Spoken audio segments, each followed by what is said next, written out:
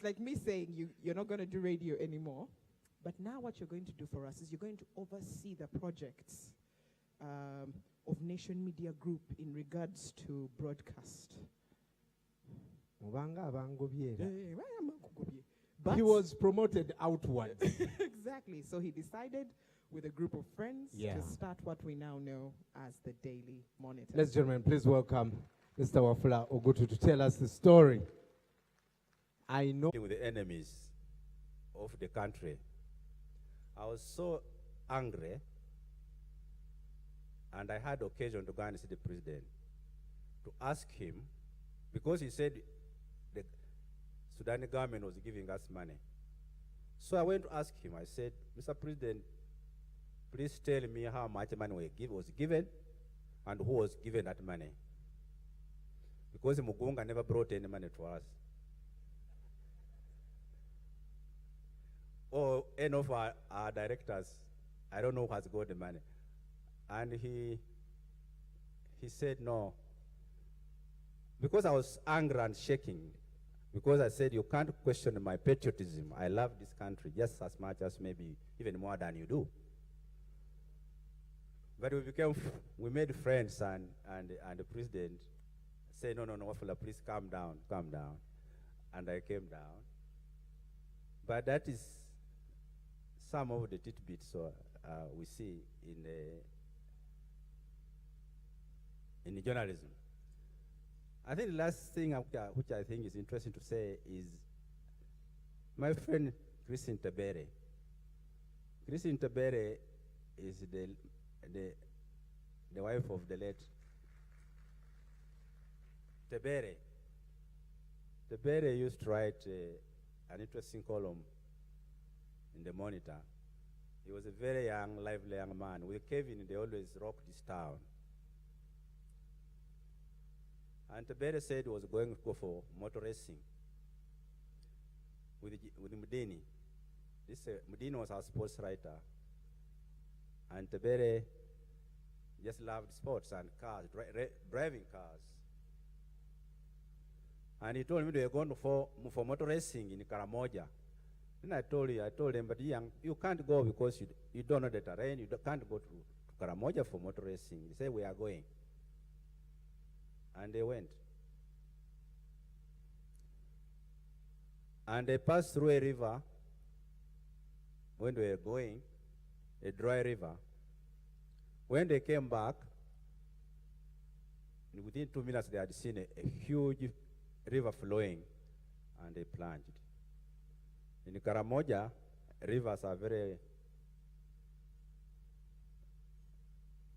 perennial, whatever. It can be dry, but water would come from very far away in the mountain, and it's flowing down, and they passed on. They died, very sadly. They died when they went to enjoy, but also not understanding the terrain properly. The bear left us 2 little kids. And we promised when we went for his burial in Gulu that we'll make sure that these kids go to school. I just asked Christine a while ago, where are the kids? And the pledge was we must take them to school up to university. Thank God, the Monitor has educated those kids up to university, both of them, and they are nice, fine lawyers, and thank you very much. And Christine, thank you very much for bringing up the kids and remaining firm. Thank you. I guess I have too many stories to sell. I should say less. And we get our panelists to give us some real knowledge. A wonderful set of people who have invited. The people of government, Chris, I would like to address to you a bit. The Monitor doesn't hate government. The Monitor one time hated the government when you removed advertising from them, and you wanted the Monitor to be closed, and people would lose their jobs. That matter was resolved, and we became friends. But the Monitor wants it is independence. And the monitor wants to comment on wrong things, whether it is government, whether it is opposition, that is what we are built of. So, we are partners in the struggle for democracy and for nation building. We are partners. We are not enemies. Because you have provided the environment for us, struggling against bad things against the regime has also made us very tough. By the way, I had forgotten this, son. The monitor got an investors, local investors, were given a tax holiday for 5 years so that our profits will plow them back. And I remember going to Raktura and telling the president that the money you haven't taken away from us, we have reinvested it. The company is bigger. We are employing more people. We are now employing about 500 people. So,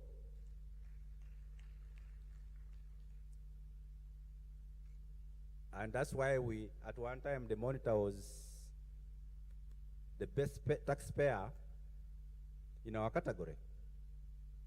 The monitor also, at one time, was the best company, performing company. The investment authority used to give us awards. And we won a gold award because of our performance, job creation, and creating value, shareholder value for the owners of the company.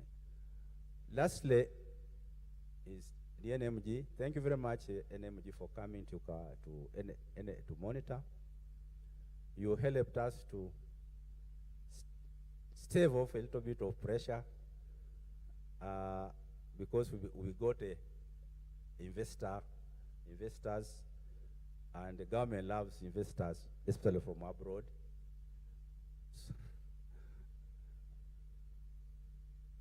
We are just lucky that they came, and maybe would have by now closed. But the way the brand was built was very difficult for the brand to die. Monitor is a very strong brand, the way it was built. But NMG is stronger than us. They have more muscle. I remember addressing a baraza that we're bringing in an investor, and staff could not understand. Uganda, our Monta staff couldn't understand how we would bring in people when the company was doing well and it is our company. And I told them that we are very big as Monitor, and with the CEO, I'm CEO of a big Monitor. But really, a Monitor as part of an NMG, which is a multinational company, was bigger. And therefore, I wanted to be, maybe we should be clerks in a bigger company than be MD in a company which is very small. They accepted it, and we have been with the Monitor, with the NMG since that time. We thank you for your investment. We thank you for what you have done. Tough times, I know, both for the media industry, the whole world, but you have been there to build on the brand, and the Monitor should be surviving for the next another 30 years, depending on how your staff who are working there, how you are going to look at it, how you are going to plan for it, how you should work for the company and for the future instead of working for the little monies that you work for, that you want. Some of you want to work for. It is tough for you. If you don't go that way, you will close shop. I'm not saying you are going to close shop. You will survive. Thank you very much, ladies and gentlemen.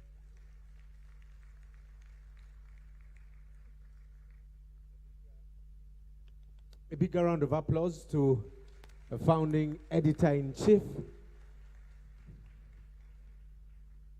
Thank you, sir. I think we should create a series where you tell us Totally. those interesting stories. Um, I know, despite the circumstances, you took care of someone's children up to university. I also have 2 children.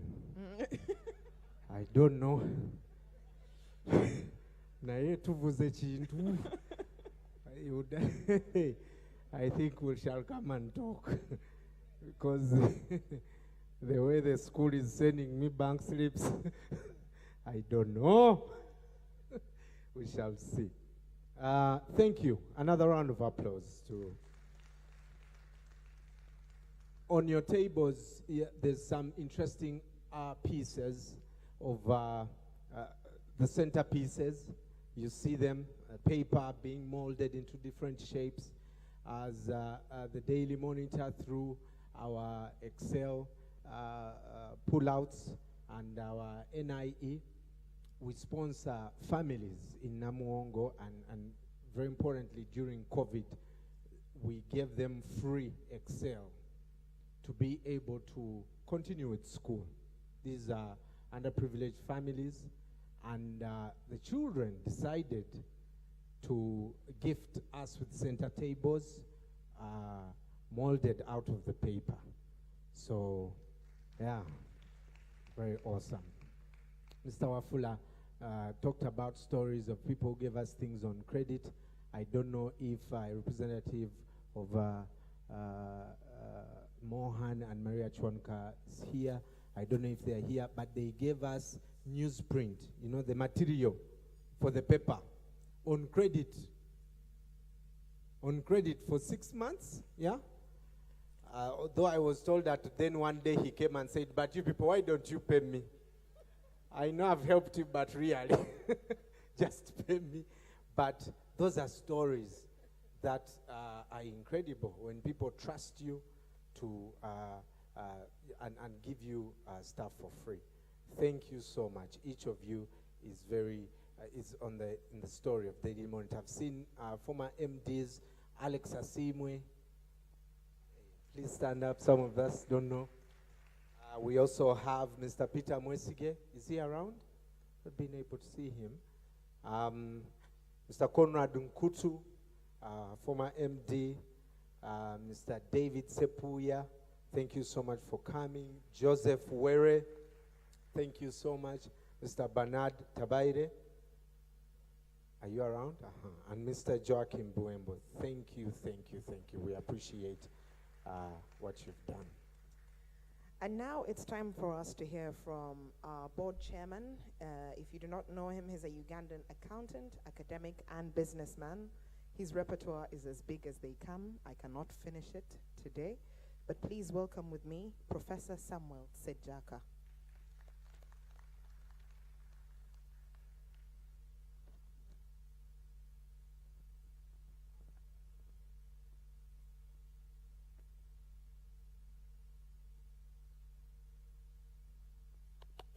And of course, a warm welcome to our audience that is watching this proceeding live on NTV and the Daily Monitor social pages. Welcome. Thank you very much to the two of you, our host and hostess. I'll keep it very brief. First, I recognize the presence of my Lord, the Chief Justice, honorable ministers, the founders of the Daily Monitor, or the Monitor as it was called, members of the board, management, members of parliament, political heads, and distinguished guests. You're all most welcome to this wonderful day when we celebrate the Monitor at 30. 30 years is indeed a long time. But for me, it is even longer because my little story goes back to 1983. That is when I met these 7 people who started the Monitor. And that time, they were working at the weekly topic. And I was a very young lad. I had just joined the university. and I was a clerk at the weekly topic. And I always watched from a distance as the three musketeers, that was Honorable Bidandi Sali, Honorable Chintumu and Honorable Vejinja, as they argued animatedly. Is this okay? As they argued animatedly with Wafula and Obo and David Ouma Balikoa. So that is when I came to know of these people. What I recall is Wafula had hair and he didn't have suits. So to see him today without hair and a suit means that 30 years is a very long time.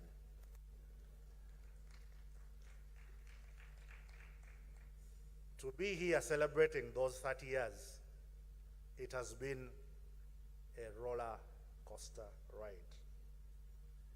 We want to thank you, the founders, and I knew if the Master of Ceremonies had not stopped you, you would have continued with this story. So my plea to you and your colleagues who are surviving is please write this story. And the other stories which Charles Obo said you have kept for another day. There are very many stories. I think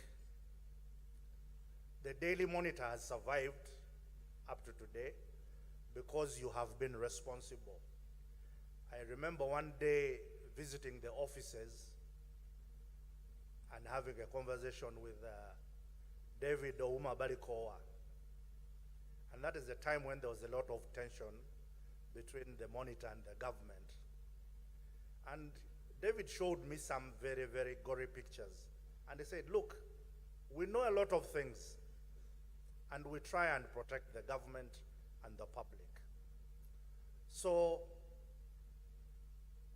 this friction is because we don't have a dialogue.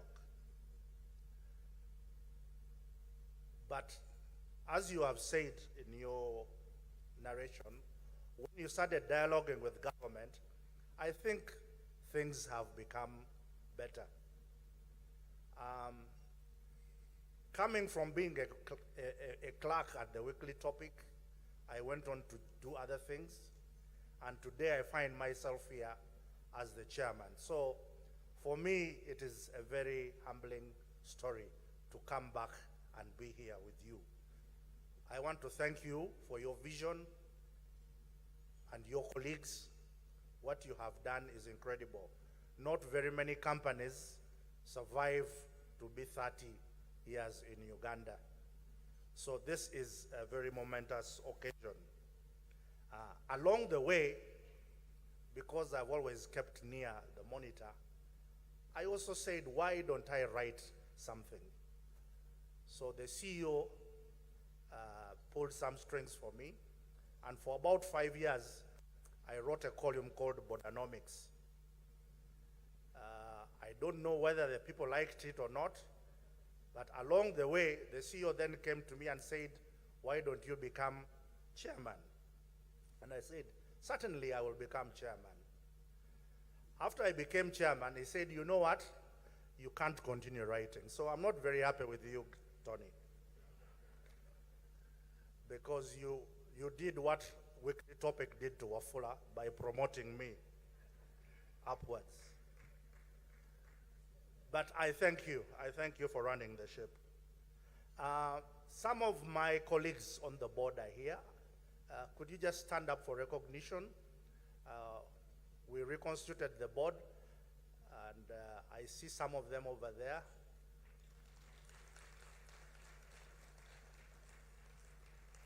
Waf, I thought you were not going to stand up. Yes. Early this year, when we reconstituted the board, we were told there was no gender balance. And in the photos, we had on the black and blue. Now we have some color. So the Monitor has come a long way. And I thank you.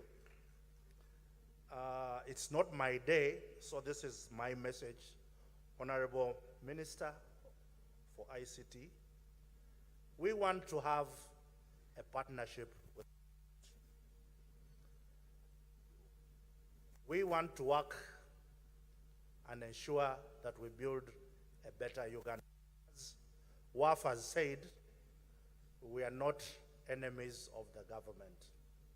We are gatekeepers, and we hope we can do that job with integrity and help the government improve the condition of Ugandans. So as a board, we will uphold that editorial policy, and we are here to listen in case we rub you the wrong way. Please don't come and close us again. We will correct the mistakes that we make, but we'll also urge you to listen to the facts when we state them and make changes so that we build a better country together. We are all looking forward to the keynote address and the debate by the panelists.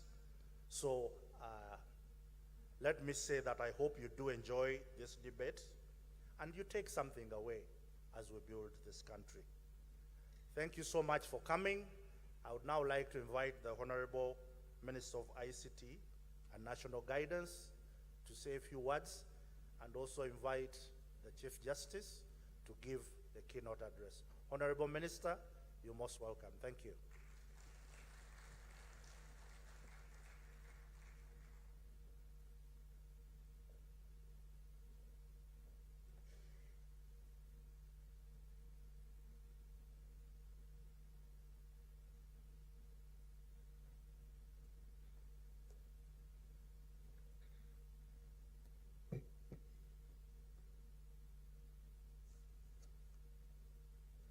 Thank you very much, Board Chair. Our Chief Guest this morning, the Honorable Chief Justice of Uganda, Alphonse Owinyidoro Chigamoy. I thought he was a Muchiga when I had the name Chigamoy. Who is with us here? Welcome and thank you for being with us. Ready to give us a keynote address. The Chair of the Board, Professor Sekaja, and members of the Board, the Managing Director, the Monitor, and the entire team, the Monitor, the founders present here, the Chairman of the Uganda Media Council, Paulo, who is with us this morning, distinguished friends, ladies and gentlemen, I recognize all of you in your capacities. Before I invite the Chief Justice, permit me to make a few comments, just briefly. One, we are here to celebrate 30 years of the Monitor. And 30 years is not a joke in the life of either human being or even an organization like the Monitor. So they deserve a very big applause. In the medical sciences, there are milestones which we look at and we use them to measure the quality of life in a community. And one of them is what we call infant mortality rate, which measures the children who are born alive, but they live to celebrate their first birthday. So when we talk of 30 years, it means the Monitor has survived infant mortality. We also look at what we call the under 5 mortality rate, which measures child survival. So it also means the Monitor has survived the under 5 mortality. In the medical field, what distinguishes children and adults is when you attain the age of 13. And if you bring a patient who is 13 years, we admit him or her in the adult ward. young people 12 and below, they get childhood diseases, and from 13 you get adulthood diseases. So it means you have transited even the medical field from being a child to an adult.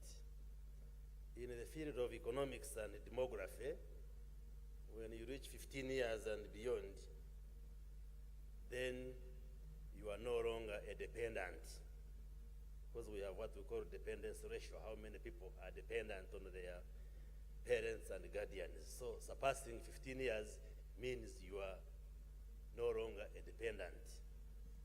You become a dependent again when you reach 65 years. In the political and the constitutional field, when you reach 18 years, you cease being a minor to an adult. You can even vote and be voted. So it means the monitor can vote and be voted because you have gone through and surpassed the 18 years. And so on and so on and so on. Even when recently we amended the constitution, at 30 years you can stand to be a president of Uganda. Before it was not possible. And also you can be a chairperson of a district and so forth. So meaning at 30 years, you are now an adult that has survived that journey. And therefore there is cause for us to celebrate and congratulate you.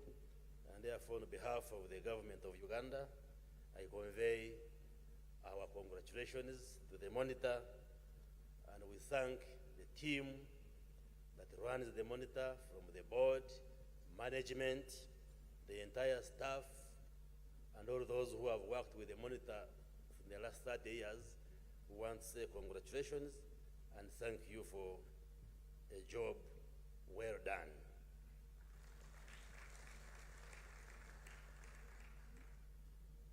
But as we celebrate 30 years, we are also celebrating the NRM policy of liberalizing the media space. Yes, because it's courtesy of the NRM that the media space was liberalized and investors like the monitor allowed to come, and therefore the policy has done well, because we are now talking of very many print media platforms, many radios, over 300 radio stations, over 40 TV stations, online publications. Now with technology, we have a plethora of online and digital platforms. And I think the media space has expanded and done well. And therefore, we also feel proud to be associating with an event like that. I know in the 30 years, if we tell stories like WAF was giving us, there are many stories to tell. But we want to thank you because we know the monitor, like WAF said, has trained many journalists and media practitioners. The monitor has employed many Ugandans. The monitor has provided a service because the media provides a very good service. The monitor has paid taxes and contributed to nation building and economic development, and therefore want to thank you for the very many achievements you have registered over the period of 30 years. Reflecting on the media today, there are issues through what? For instance, the traditional media and the emerging technologies and the social media. I am sure you people who sit in newsrooms, who edit stories, it's an issue we have to reflect on. How does a traditional media platform like the Monitor survive in the face of emerging technologies and social media and all this?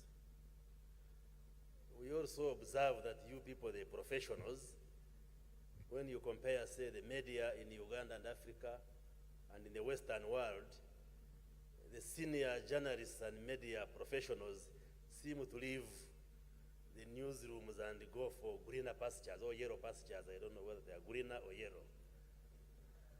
You will will find the people like WAF are no longer in the editorial boardrooms. They move away, and you leave the practice to the young and upcoming journalists. And that speaks to probably two issues. One, the quality of journalism, which maybe at some other time we should discuss. Because sometimes as a Minister for Information, I hold the press briefing, I ask journalists, ask me questions, and when you listen to the questions being asked, you see some sense of intellectual laziness among the journalists. So we must also interrogate the quality of journalism, especially when you, the seniors, keep living for better pastures. But also it speaks to the issue of the pay that we give the journalists. When I was appointed Minister for Information, my first engagement was with young journalists petitioning me, you talk to the media house owners to pay us better. And if they are not paid well, then how can we ensure quality journalism, objectivity? Won't they be compromised to write the stories which politicians want, and so forth? These are some of the issues which we should reflect on as we mark 30 years of the Monitor. Finally, is Monitor an enemy of the government?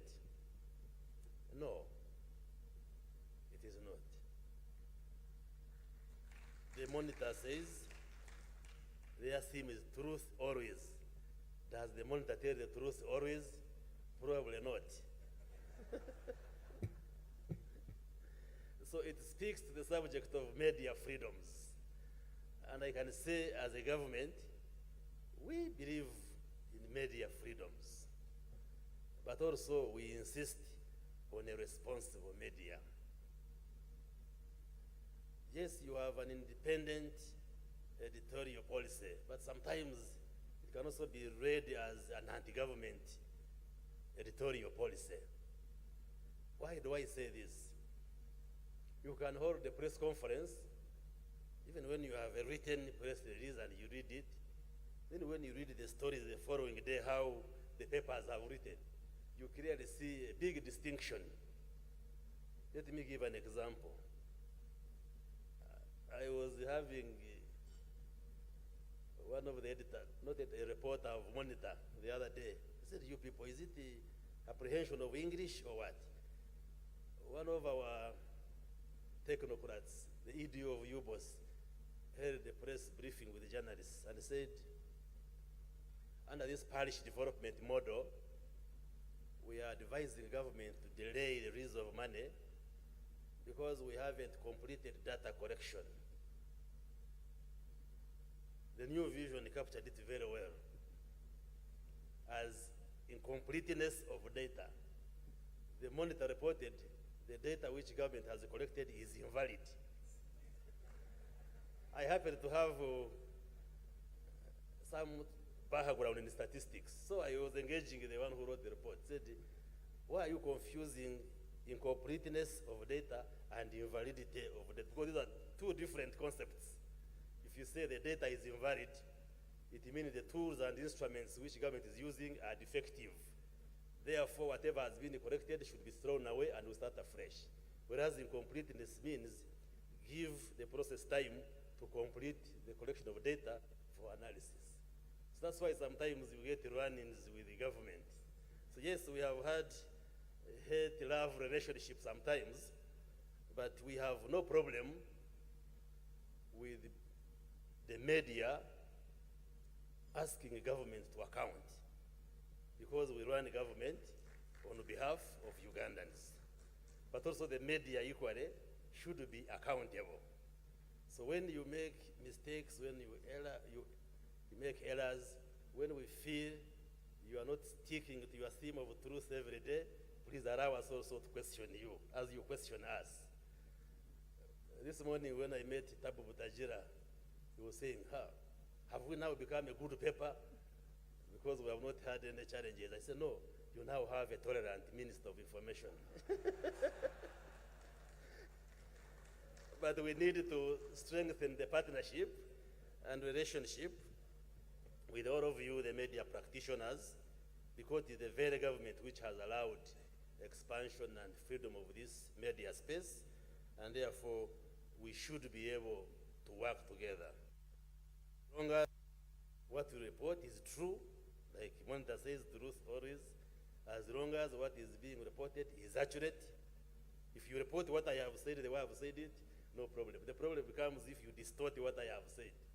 So are you reporting accurately? Are you neutral in the way you report? Like now we are in a multi-party dispensation. We are not saying you should be pro-NRM, but similarly we say don't be pro-opposition. Be pro-interest of Ugandans. And maybe how we define the interests of Ugandans is maybe where we can differ, but we wouldn't want you to take a partisan stance in the political environment that we are having today. The question is, should the media be regulated or we leave it self-censorship and so forth? Like now there has been a debate on social media. There are those who are saying, no, just leave the social media to flourish. And we are saying, no. I think even in our homes, we regulate what happens in the home. As long as when we put these regulatory frameworks, we consult, we engage, and put an environment which addresses our interests. So do not be scared of government. I have not come with a padlock to close anything, but we just need to strengthen our relationship. Like the other day, there were some Ugandans, many in the diaspora, who were saying Ugandans should come to the streets, first of all remain at home, then power on the streets because of the inflation. Then the cutters of technology and social media, some people posted, I think a graphic quoting Saturday Monitor, and with the headline, Ugandan is to stay home for 3 days. Then I sent a WhatsApp to Tony, that is this authentic? And he said, no, this is just fake news, and we have clarified. So we need that kind of relationship so that we speak to each other, we talk to each other, and we should be able to manage and move on. It is very difficult to speak when you are expecting a keynote address. So I beg that I make these comments, and thank you very much for turning up. And once again, congratulate the Monitor and all of you who have contributed to the growth of the Monitor. We assure you of a good and conducive environment as government, and wish you the best. And I hope we shall gather here 30 years from now to celebrate 60 years of the Monitor. We wish you good health in the future. With those remarks, let me take the opportunity to invite our chief guest, the Honorable Chief Justice of Uganda, Honorable Alphonse Owinyidoro. I invite you, sir, to come and give us the keynote address. Thank you very much, Honorable Chief Justice of Uganda.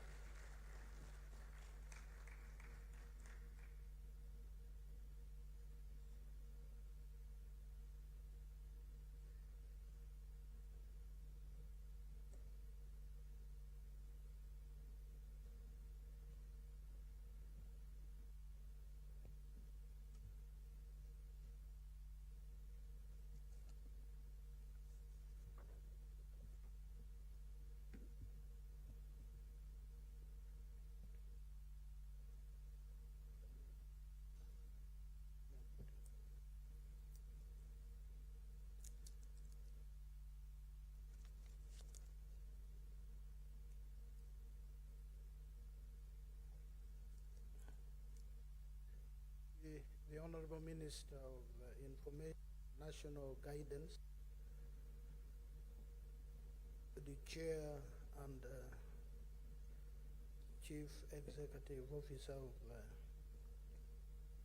the Monitor Publications,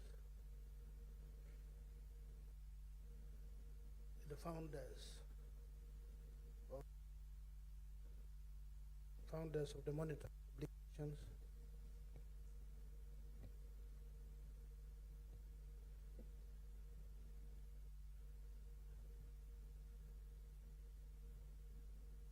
the Monitor family, distinguished guests, on this auspicious occasion,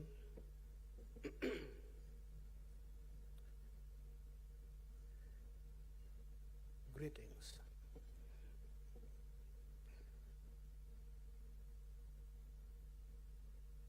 I am glad to be here today.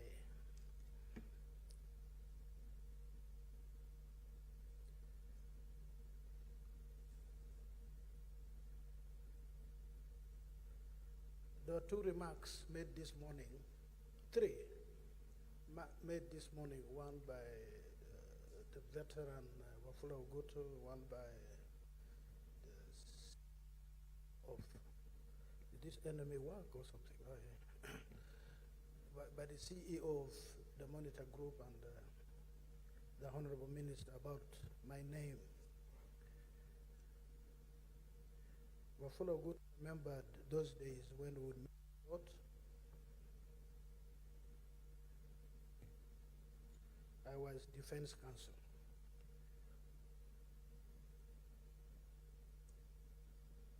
And a friend of mine asked me just a couple of weeks ago, of the 4 arms of government I've been in, not 3, but 4. Which one did I enjoy most?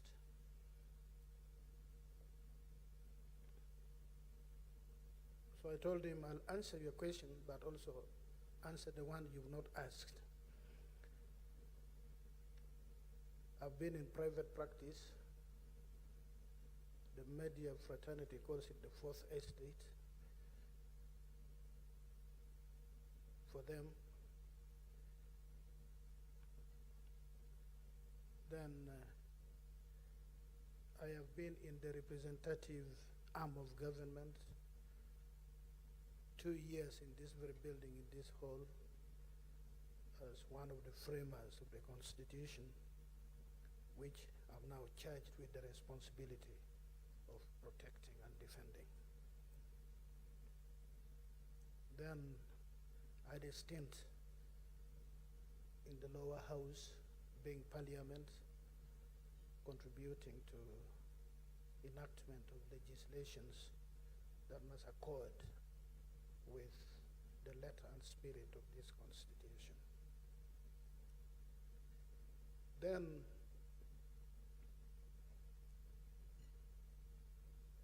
I was also made a member of the executive arm of government.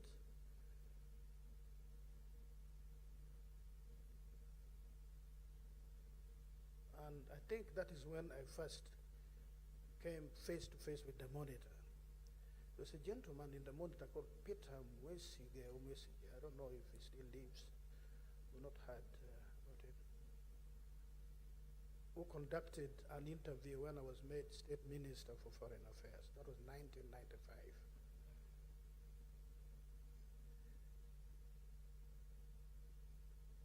And that interview brought back to Uganda. Honorable Minister will be interested to know this. An OB of mine, with whom and others we had sworn in 1978 that we would do our papers and flee to Tanzania. We had said we would never be given a degree by Idi Amin.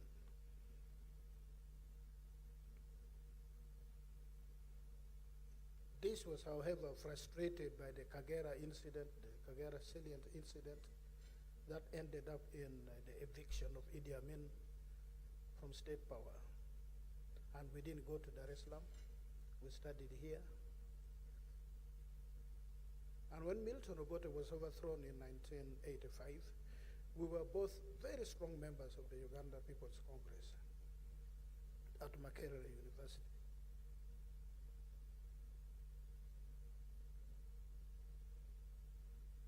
And unlike many people who inherited political affiliation from their parents or from their religion, my parents were members of the Democratic Party. Actually, my father died a member of the Democratic Party. And in 1996, I know very well that he voted for Semogerere when his son was minister and voted for President Museveni. So when Milton Obote was overthrown, this gentleman fled to exile and was in Ethiopia in the woodlands of Addis Ababa, of Abyssinia, training to fight to bring Obote back, or at least to fight and overthrow the Tito Kello government. He met Garang, they were in the bush with Garang. And when he saw this interview, which Peter Wesley had conducted with me, he was in Nairobi. He's around. I'll give you his identity. You can go and find out from him. He said, if we don't look and work with these people, I think I should go back to Uganda and establish, because he knew we were radicals. He knew we held strong views, strong convictions. He was and is a Marxist. Have never been one, although I read Marxist literature. He came back, and eventually he became, I think he's now a presidential advisor or presidential assistant. That is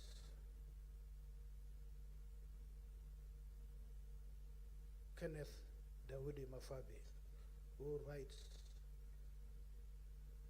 I think in the Monitor or New Vision, some column.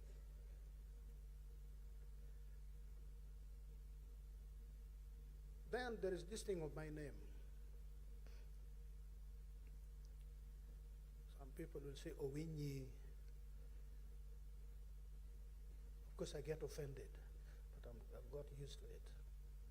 Some people will say Winnie, like my friend I just said. And many times I hear Winnie. Nothing could be further from the truth. My name is very simple. It is the original version from which Winnie as a name was corrupted.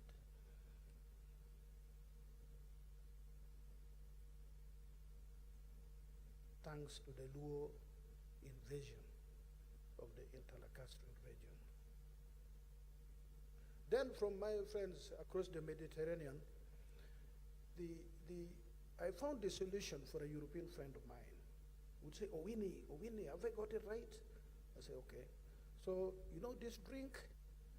So I wrote it down for him, C-O-G-M-A-C. I say, you pronounce this one. He got it right, cognac. I said, now,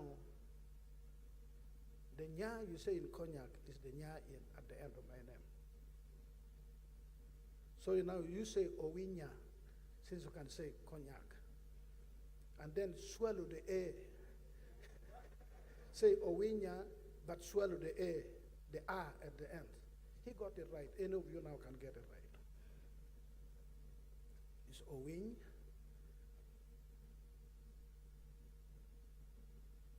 The Chigamoy. Could be Chiga, by the way, I don't know.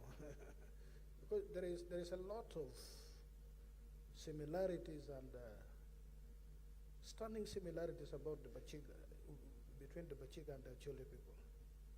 Those two fellows, you will know when they agree with you and they don't agree with you, because it will be written on their forehead. They are not given to pretense.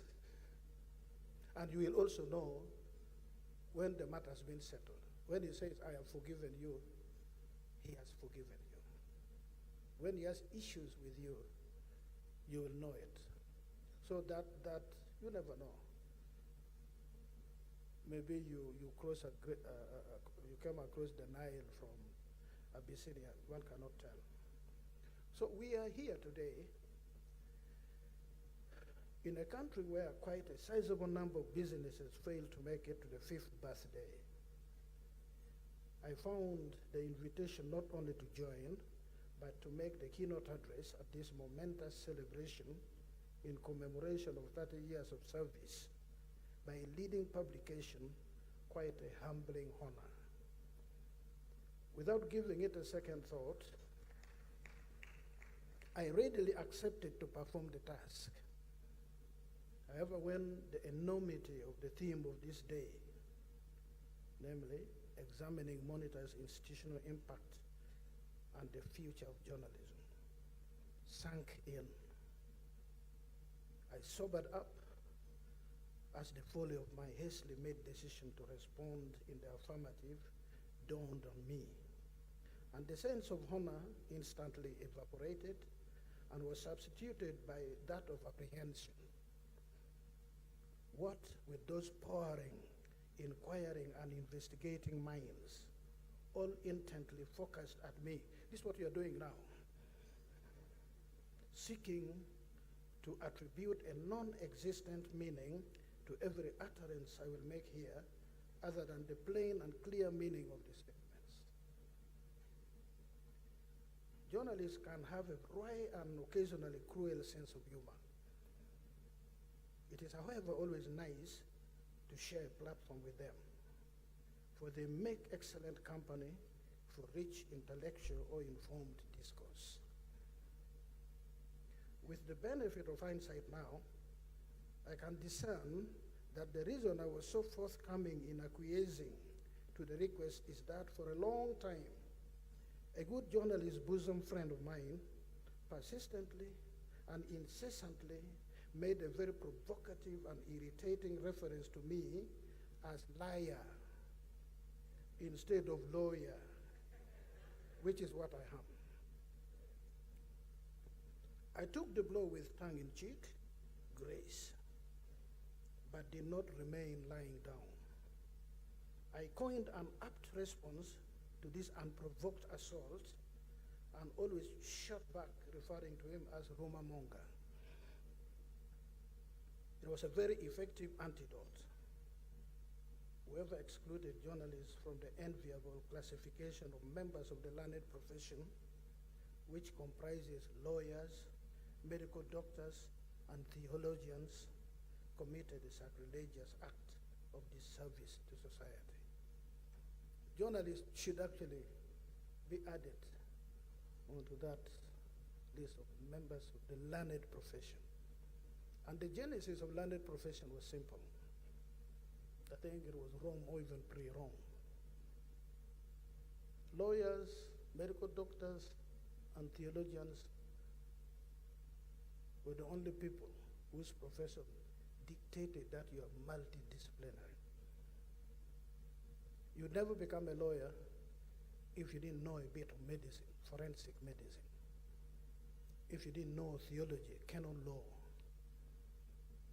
Similarly, you would not become a medical doctor even if you didn't know law, the law of negligence. If you didn't understand the canon law and ethics, the Hippocratic Oath. Similarly, you will not become a theologian if you did not know a bit of law and a bit of medicine. Well, Fuller Good would never be a successful journalist if he didn't know all these and more. You can never make it as a journalist if you don't know all this and more. Actually, Honorable Wafula, you need to know this. My icon in the field of journalism was Peter Inahoro. I've never read any editorial like what he would write. He would write with flair.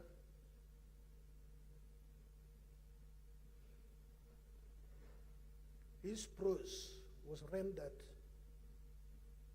in somewhere between masculine and feminine style.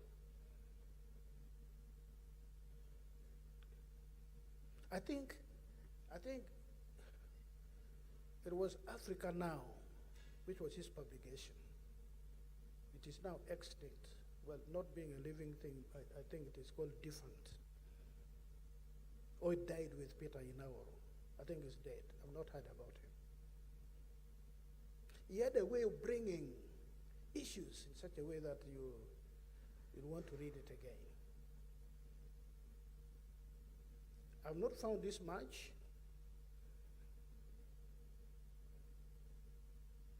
Maybe I'm being subjective, but I've not found this much. He told the story of how President Jomo Kenyatta once whisked, because he had this fly whisk, whisked his minister, started hitting him, and the minister didn't know why the president was hitting him. Then the president said, "Do you know what they call you out there?" And the feeble and subdued minister was shivering. The president to meet you in public, I think it was some cabinet meeting or something. They call you Mr. 10%.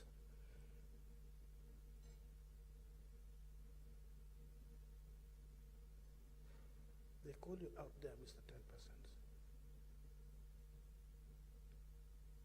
Then talk about editorial. You will recall, and please go to the New Vision. Don Wanyama is here. I saw him. Yes.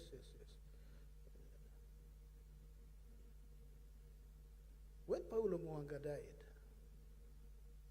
the New Vision had a main editorial and a sub-editorial. I think it was the footnote of, and in Africa, you don't talk ill of people who are dead. You keep quiet, because they cannot defend themselves. I think the New Vision had difficulty praising Mwanga, but it also had difficulty condemning him. Paul Mwanga was powerful, as powerful as the power he wielded could be. So the New Vision said this, I'm just paraphrasing, about Paulo Mwanga. When he lived, he was a man to reckon with. And that's all that they said about Paulo Mwanga. Now, when you find this in editorial, they are so capturing, they captivate your mind.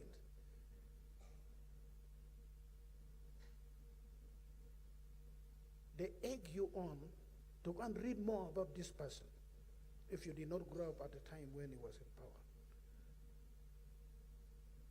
When you read that thing of Peter Inauro, of President Jomo Kenyatta hitting his own minister, you want to know about him. You want to know about what did this government do about corruption.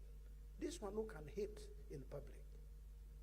Just a line in a newspaper.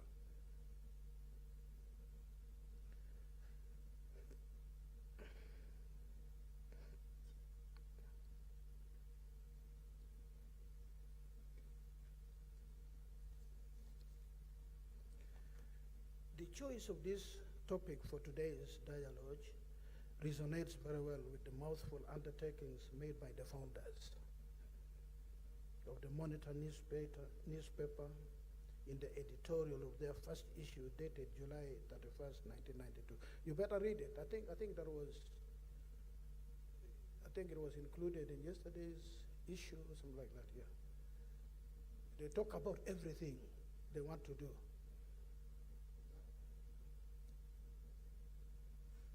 In the legal fraternity, Honorable Wafula, we just list about 3, 4, 5, and then we apply what we call the jus dem generis rule. And all other things that support, who are in the same category, will support that. They promise a paper run on a national democratic line. When I had this, I expected the next lines to be full of such material as dialectical material, dung heap of history, petit bourgeois, and a host of other Marxist utterances. That was, however, not to be. Instead, the good fellows came across as very serious young men who knew what they had embarked on pursuing.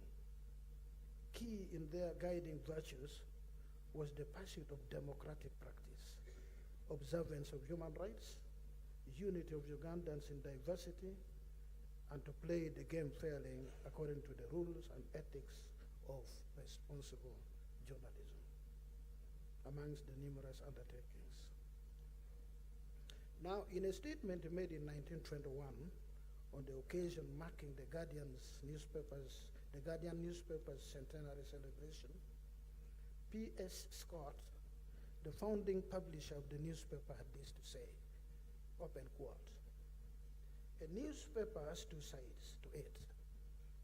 It is a business like any other and has to pay in material sense in order to live. But it is much more than a business. It is an institution. It reflects and it influences the whole community."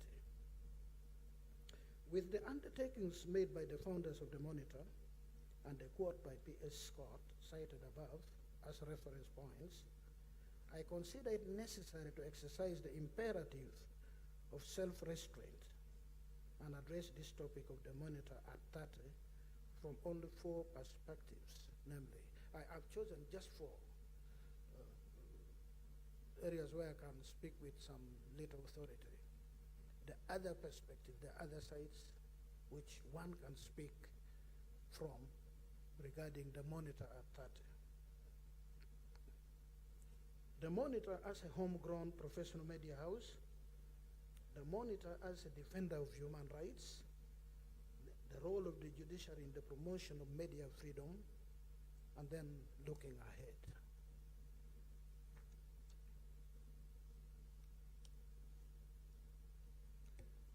Let me begin that part by saying 30 years.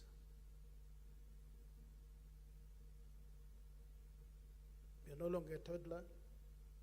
You've long since passed the age of majority.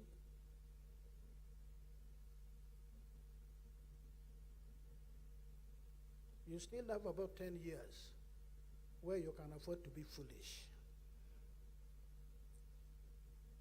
And it will be understood.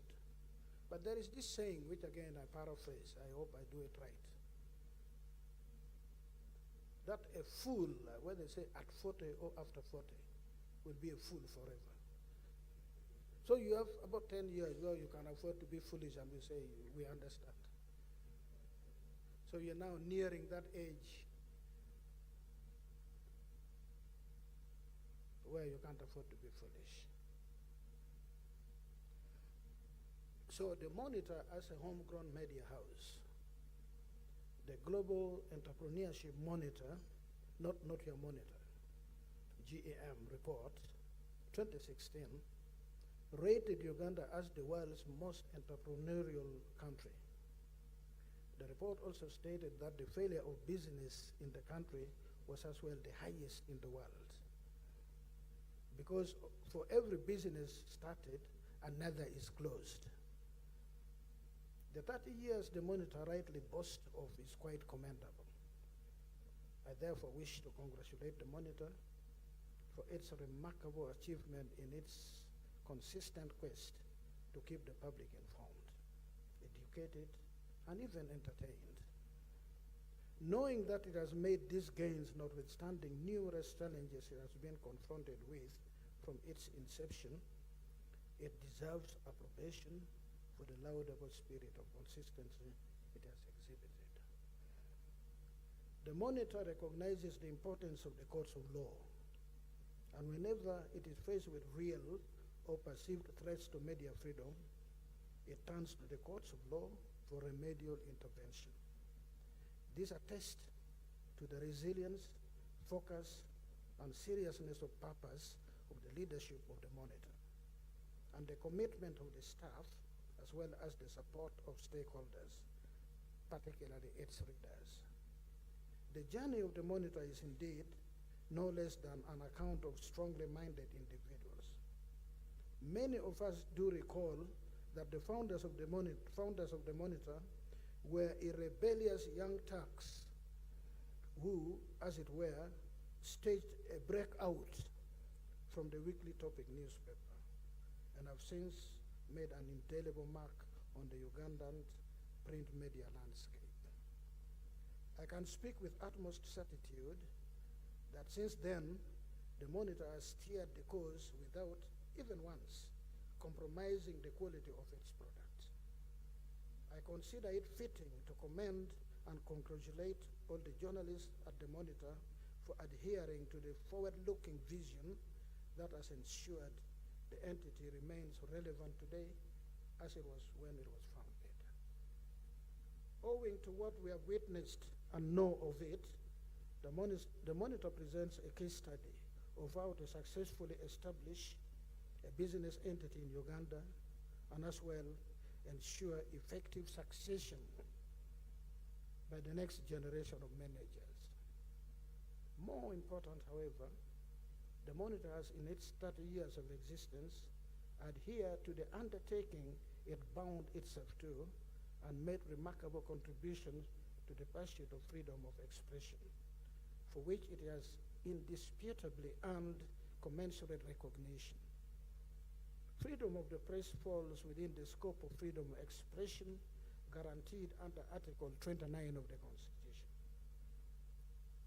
In the oft-cited case of Charles Onyango Bo against the Attorney General, and for those of you who do not know, Charles Onyango Bo and Wafula Ogutu are the Monitor. So when I cite Charles Onyango Bo, I'm saying the Monitor. You can read the Monitor and the Attorney General. Chief Justice Odoke Benjamin succinctly defined this freedom as follows. Freedom of the press is considered as the right to investigate and to publish freely.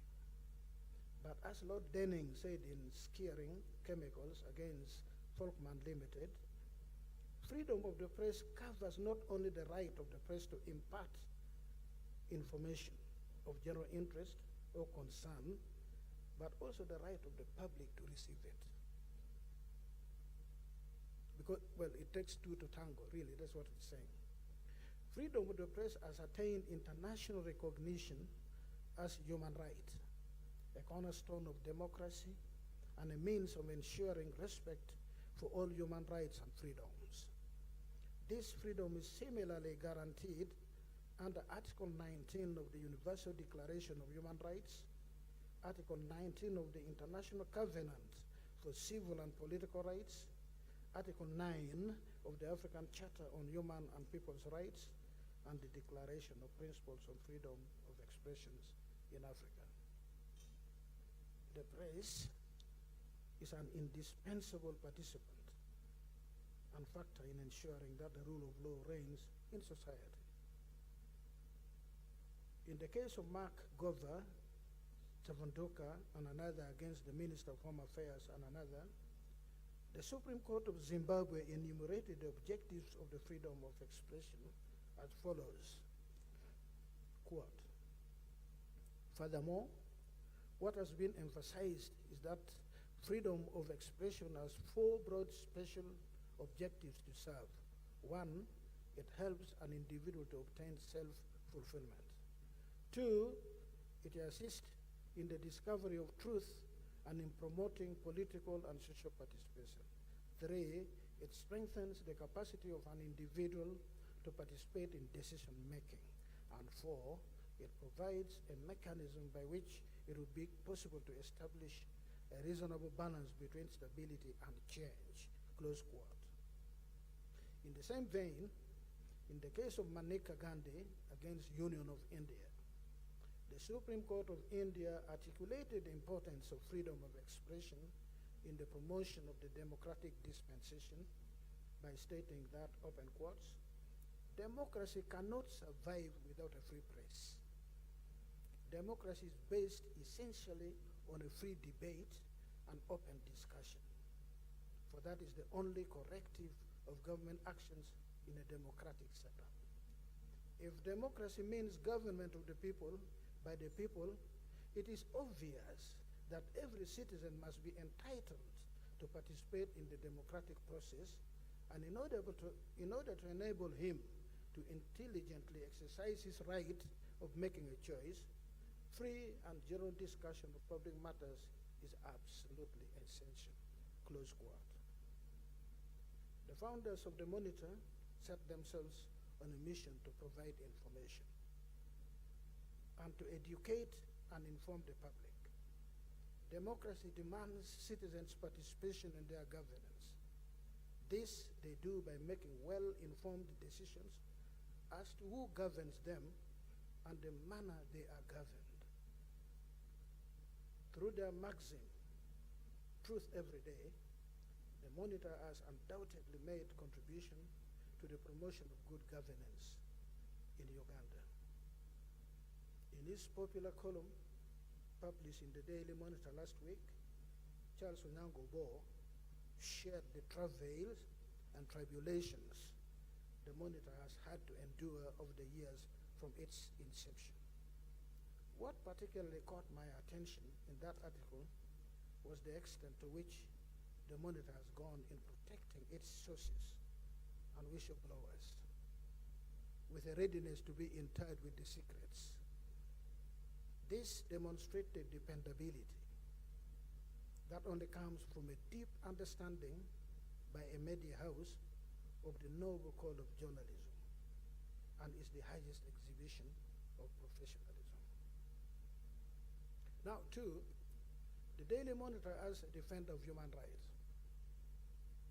The promotion, protection, and defense of human rights and the resultant realization and enforcement of those rights depend on the citizens' appreciation of the means by which the rights can be enforced. In the period of their existence this far, the Monitor publication as a media house has been instrumental in shaping and contributing to jurisprudence because it fully understands the role of the courts of law in the enforcement of rights guaranteed under the Constitution. Some of the cases brought to courts by journalists from the Monitor have become locus classical. It is the guiding authority, the guiding reference point in the field of freedom of the press, and have gained international acclaims as authoritative or persuasive decisions. The case of Charles Onyango Bo against the Attorney General enjoys the attribute of having opened up media space by successfully challenging the criminal offense of publishing false news, provided for under Section 50 of the Penal Code Act. Charles Onyango Bo and Andrew Muzuni Mwenda, who were respectively editor and senior reporter of the Monitor newspaper, were jointly charged under that law with the offense of publication of false news. They had reportedly extracted the impugned story from a foreign paper called the Indian Ocean Newsletter and published it in the Sunday Monitor of 21st September 1997 under the headline, Kabila paid Uganda in gold, says report. The fundamental issue before court for determination was whether Section 50 of the Penal Code Act contravenes the protection provided for under Article 29 of the Constitution. The Supreme Court made groundbreaking findings and pronouncements. It held that the freedom of expression guaranteed under Article 29 of the Constitution extended to expression or publication of false news, that you can actually be protected even when you publish false news. The court rejected the contention that extension of the constitutional protection of freedom of expression to cover false statements is incompatible with upholding truth. It instead stated that a scrutiny of the limitation of the enjoyment of the right under Article 43 of the Constitution did not lend any support to the proposition that the protection excluded false expression. Then I cite here what Mulenga of the Supreme Court, Justice of the Supreme Court says. Extending protection of the freedom of expression to false statements does not necessarily defeat the objective of upholding the truth, because while truth and falsity are mutually exclusive, the purpose for protecting both are not. It is not confined to categories such as correct opinions, sound ideas, or truthful information. Subject to the limitation under Article 43, a person's expression of statement is not precluded from the constitutional protection simply because it is thought by another or others to be false, erroneous, controversial, or unpleasant. Everyone is free to express your or her views. Indeed, the protection is most relevant and required when a person's views are opposed or objected to by society or any other person as false or wrong. Indeed, I've closed the quote now. Indeed, certain publicly held doctrines could be false and dangerous. The court referred to the following excerpt from the article by Archibald Cox in Society, volume 24, at page 8, number 1, December 1986. Some propositions seem true or false beyond rational debate. Some false and harmful political and religious doctrines gain wide public acceptance. Adolf Hitler's brutal theory of a master race is sufficient example. We tolerate such foolish and sometimes dangerous appeals not because they may prove true, but because freedom of speech is indivisible. The liberty cannot be denied to some ideas and saved for others. The reason is plain enough. No man, no committee, and surely no government has the infinite wisdom and disinterestedness accurately and unselfishly to separate what is true from what is debatable, and both from what is false. Close quote. The court held that in the circumstance of a conflict in constitutional provision, wherein there are provisions in the Constitution for both protection and limitation of rights, court is under duty to resolve the conflict having in mind the different objectives of the Constitution. And in doing this, it should take guaranteed rights as the primary objective of the Constitution. Mulenga continued to say this, open quote, limiting their enjoyment is an exception to their protection and is therefore a secondary objective. Although the Constitution provides for both, it is obvious that the primary objective must be dominance. It can be overridden only in the exceptional circumstances that gives rise to that secondary objective. In that eventuality, only minimal impairment of enjoyment of the right, strictly warranted by the exceptional circumstances, is permissible. The exceptional circumstances set out in Clause 1 of Article 43 are the prejudice or violation of protected rights of others and prejudice of breach of social values categorized as public interest, close quote. Well, the court went ahead and struck down Section 50 of the Penal Code Act for failing to meet the standard set out in Article 43 of the Constitution, and gave reasons for doing so, which I've listed here. The law had said the burden of proof would shift to the person being accused. The offense was subjective in nature. And lastly, this finding was consonant with constitutional interpretation principle of object and effect. Regarding the burden of proof, the offense required the accused to prove that he tried to verify the truth in what was published. Second, regarding its subjective nature, the offense penalized those who publish what would be likely to cause prejudice, which went far beyond the requirement of Article 43(2). And on this, the learned Mulenga JC said, the clause does not expressly or implicitly extend to a third scenario, where the enjoyment of one's right is likely to cause prejudice.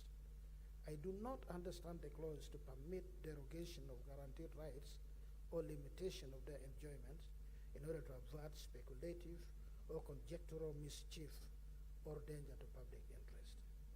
Section 50, however, relates precisely to that third scenario. It is directed to a danger, if it is a danger at all, which is remote and even uncertain. At most, Section 50 aims at preempting danger to the public interest, close quote. Third, as to the principle of object and effect, the court also found that considering its object, the law on false news did not serve its original purpose anymore and served no legitimate objective. The learned Molenga JC noted as follows, open. I think it is reasonable to infer from the wording of Section 50 that at the time when political agitation for self-governance was in early stages, the colonial legislature in Uganda would have wanted to provide a legal safeguard against the spreading of news, rumors, or reports that could destabilize the populace, with probable effect of undermining the authority of the colonial regime. As for the retention of that law,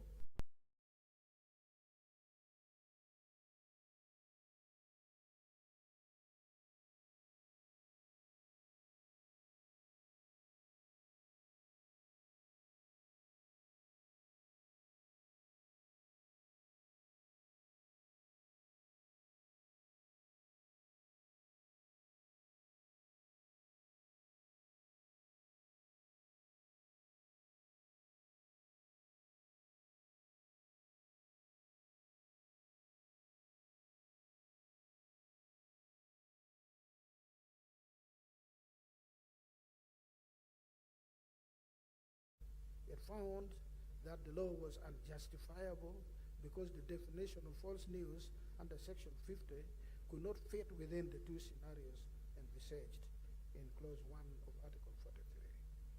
The court seized the occasion to clarify on the import and meaning of Article 43 of the Constitution, which provides for permissible restriction on human rights. It imposes this restriction to prevent prejudice to the fundamental or other human rights and freedoms of others or the public interest.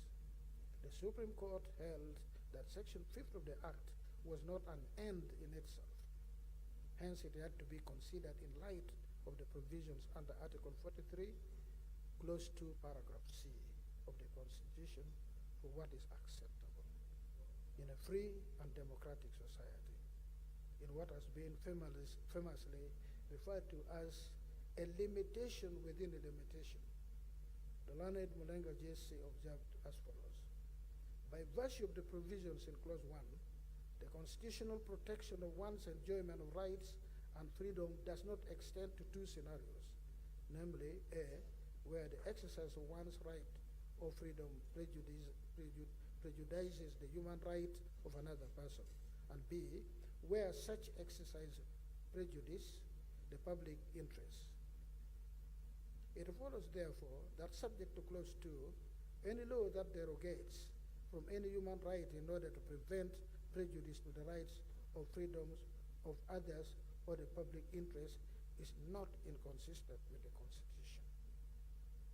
However, the limitation provided for in Clause 1 is qualified by Clause 2, which in effect introduces a limitation upon the limitation. It is apparent from the wording of Clause 2 that the framers of the Constitution were concerned about a probable danger of misuse or abuse of the provision in Clause 1 under the guise of defense of public interest. For avoidance of that danger, they enacted Clause 2, which expressly prohibit the use of political persecution and detention without trial as means of preventing or measures to remove prejudice to the public interest. In addition, they provided in that clause or a yardstick by which to gauge any limitation imposed on the rights in defense of the public interest. The yardstick is that the limitation must be acceptable and demonstrably justifiable in a free and democratic society. This is what I have referred to as a limitation upon limitation. The limitation on the enjoyment of a protected right in defense of public interest is in turn limited to the measure of that yardstick. In other words, such limitation, however otherwise rationalized, is not valid unless its restriction on a protected right is acceptable and demonstrably justifiable in a free and democratic society, close quote. Now, I've gone at great length to cite the pronouncement of the court in this case, because it is a landmark decision. Charles Onyango, who was both agent and master or principal of the Monitor, brought this matter, and the court pronounced itself. Many of these legal jargons here is Greek to a lot of you. Let me say this. This authority is cited with approval in many countries outside Uganda. When we celebrate 30 years of the Monitor, from the perspective of the protection and defense of the constitutionally guaranteed rights, there is no way you will not make reference to this. It opened floodgates to the defense and protection of the Constitution. I thought it proper that I should, for want of a better word, even bore you by reading in detail what the court said.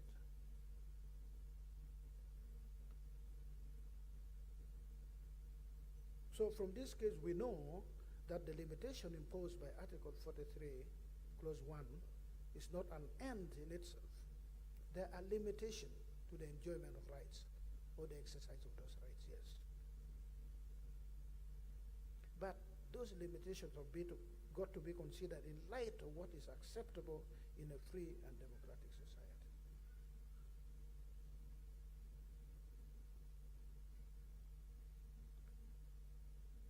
The Supreme Court also held that the standard involved in construing the limitation in Article 43 is an objective one and does not vary from democracy to democracy. It's not subjective, it is objective. It has to be in accord with the universal democratic values and principles to which every free and democratic society adheres. It would be catastrophic to construe democracy using partisan lenses.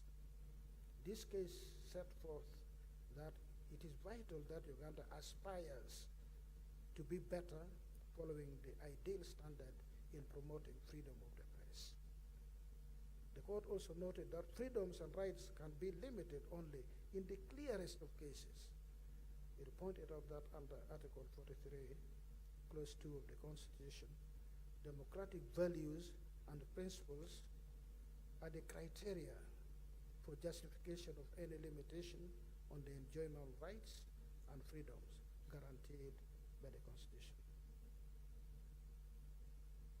And it set out 3 criteria, which I list here.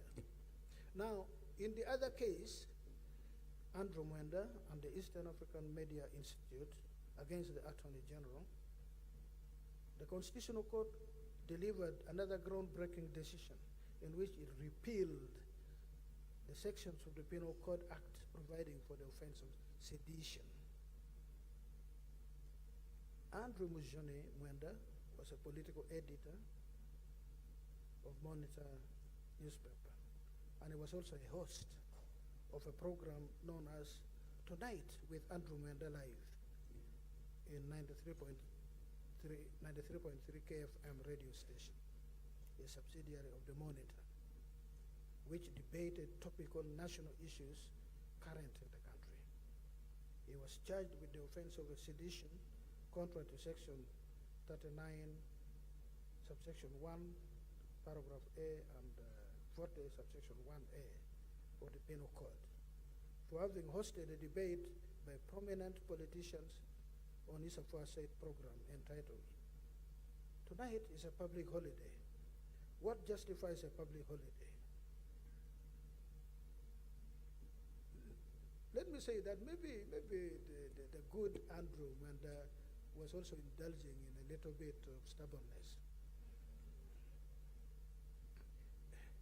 The folly in this was, we had just lost Garang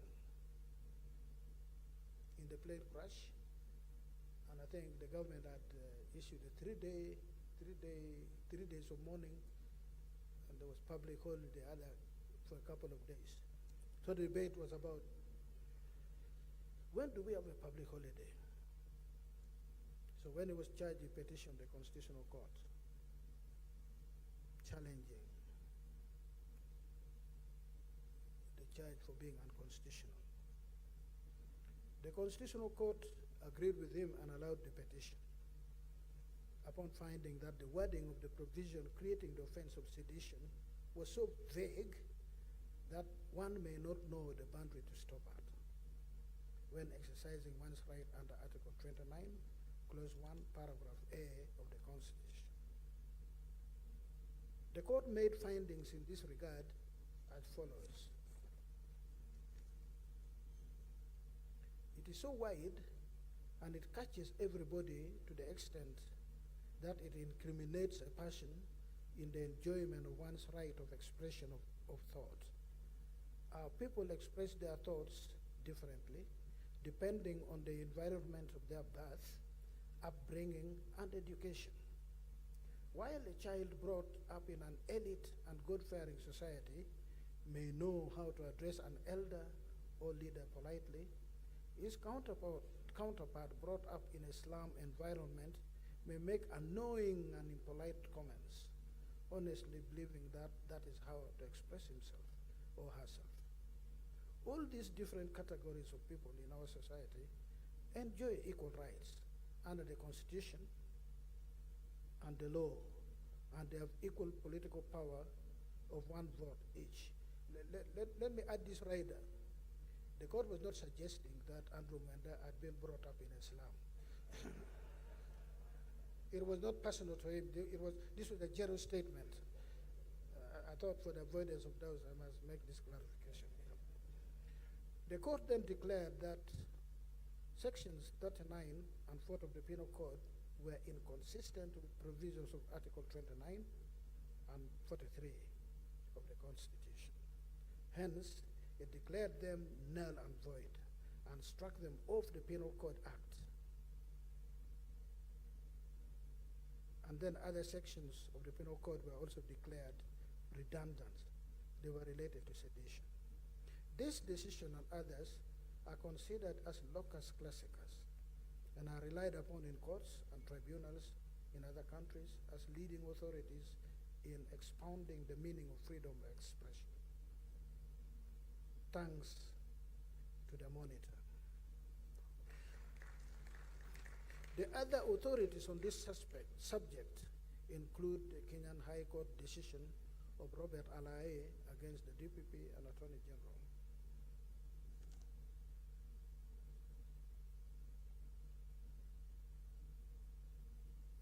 And the East African Court of Justice decision in Media Council of Tanzania and two others against the Attorney General. These have largely complemented or borrowed from the monitor brought or the monitor caused court litigation. 3, the role of the judiciary in the promotion of media freedom.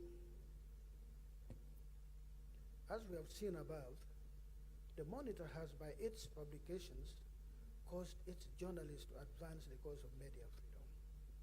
All these milestones have been covered because the Ugandan courts of justice have always exercised their duty to administer justice with courage and conviction. they have invariably stood up to be counted on matters of protection, defense, and enforcement of rights guaranteed under the Bill of Rights and other provisions of the Constitution, and to uphold the rule of law at all times.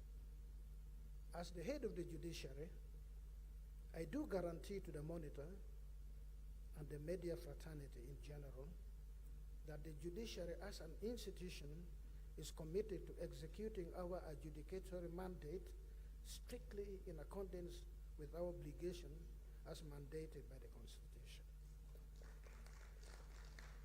We shall remain steadfast in the pursuit and defense of the Constitution and of the law by ensuring the enforcement of rights.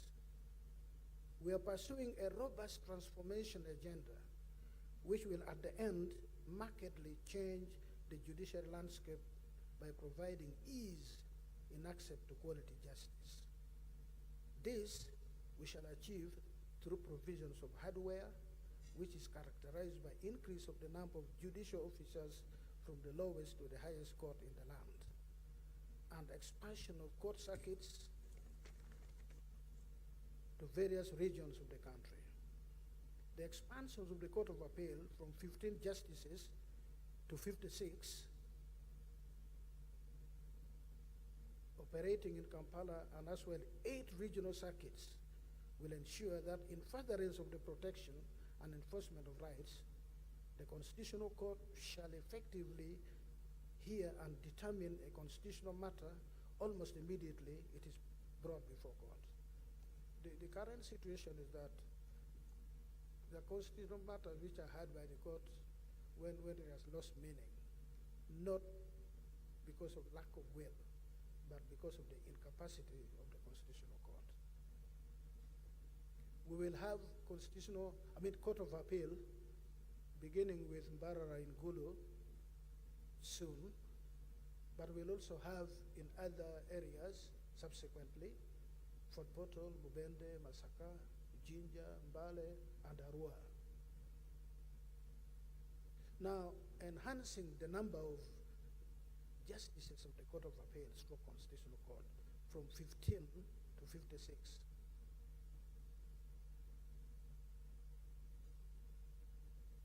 The situation obtaining, the scandalous situation of obtaining, where somebody comes to the Constitutional Court to enforce a right or to protect violation of those rights and waits for 2-3 years will be history.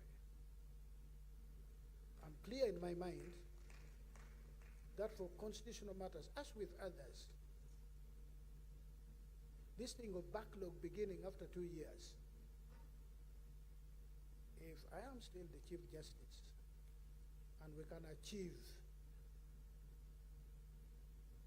my dream, which the Cabinet has approved, and Parliament will soon come up with resolutions and amendment of the law,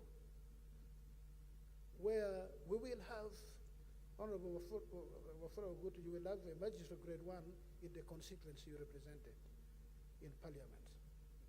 They will not have to go to Bugiri, they will now have it at their doorstep. You'll have a chief magistrate in every district.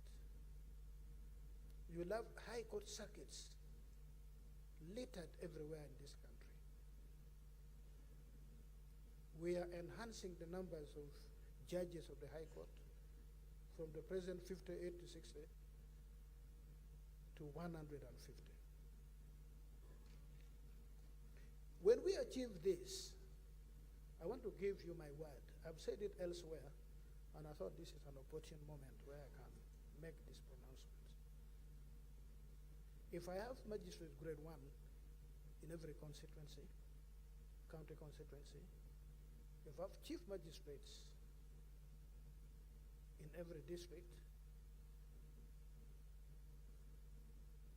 there will be war and war. If Honorable Wafula Ogutu files a case when I've achieved this on the 2nd of January, I wish I could say the 1st because the 1st is a public holiday, on the 2nd of January of any year, and by 31st of December of that year, his case is still in court, that judicial officer must give a written explanation, and the written explanation better be convincing. Why that case has gone beyond 12 months by 1 day. Because it can be done in this country. I seek to establish a situation where judicial officers wait for cases, not people waiting for justice.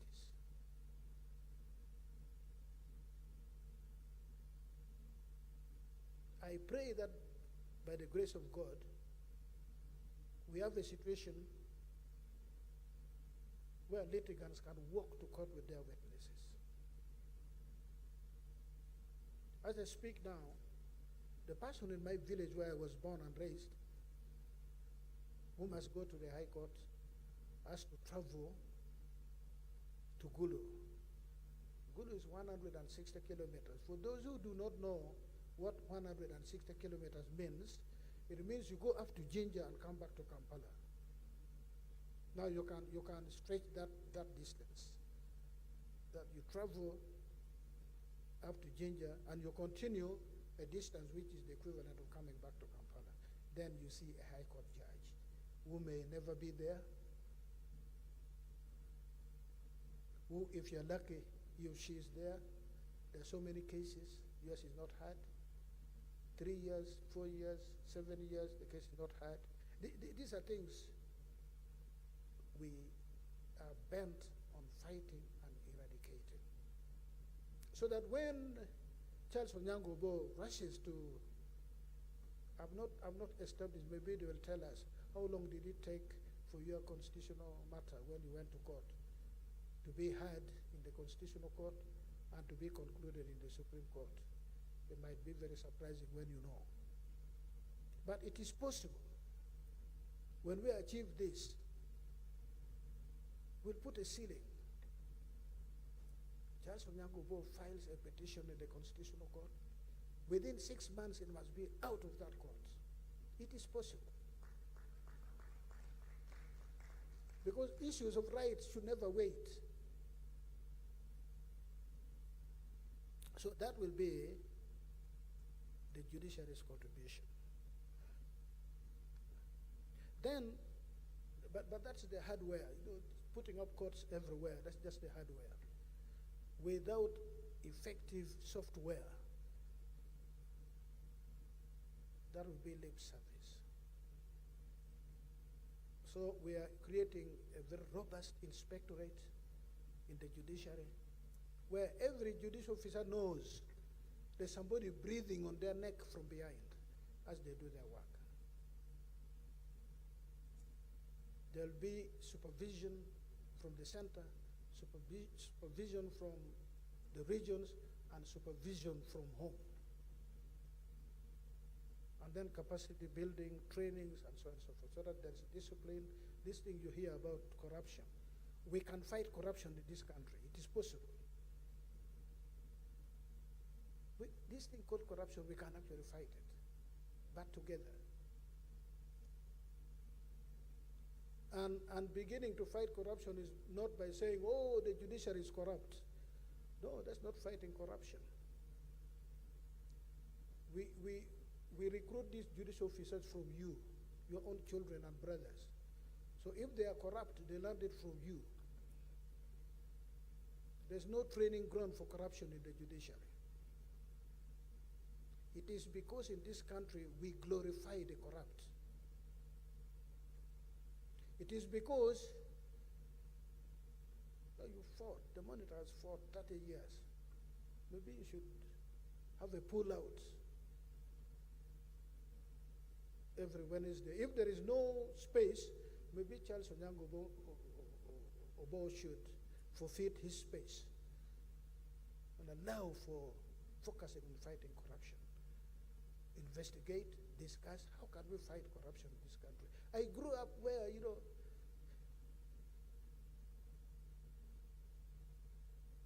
corruption was anathema. My own late father never wanted me to become a judge because of one incident of a corrupt judicial officer in the 1960s. So he was very surprised when I said I was going to study law. He said I should have applied to study to become a district commissioner. Powerful and that type of thing. And this is what he left me with. He said, okay, you've chosen to become a magistrate. For him, you study law, you become a magistrate. This is what you should know. For every coin, for every shilling, for all the monies that you'll sweat for, and you'll earn genuinely, if you add just 1 cent or 1 coin of ill-gotten wealth or money onto it, the entire thing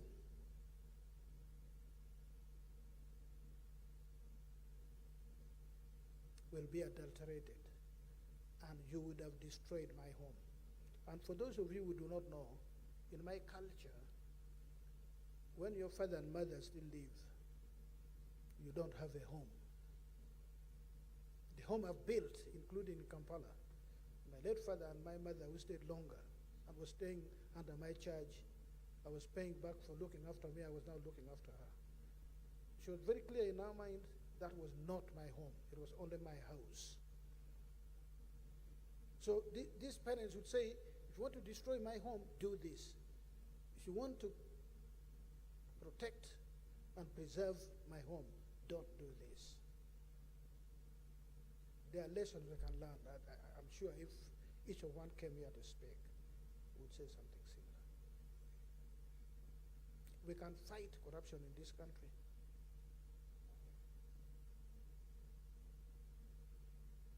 We can bring back excellence.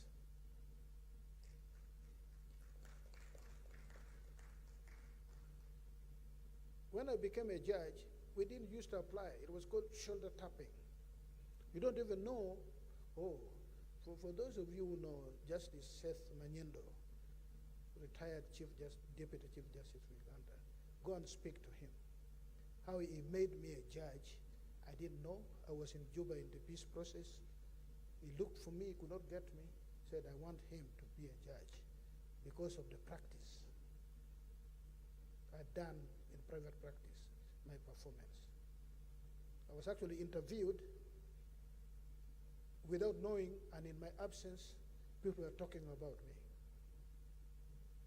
He presented the case for me. Honorable Henry Chamber is still alive, spoke about the me he knew from the political arena, and other people spoke about me and sent my name to State House. I actually almost missed becoming a judge because State House said they cannot if they don't send my CV, and I was nowhere in the country.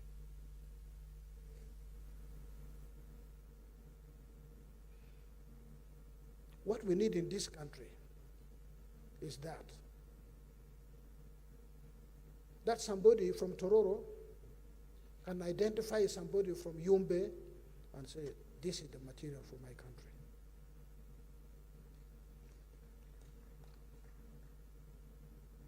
Where Honorable Minister, one is not made a minister, and all the parastatals under him or her are occupied by relatives, political supporters, and so on and so forth.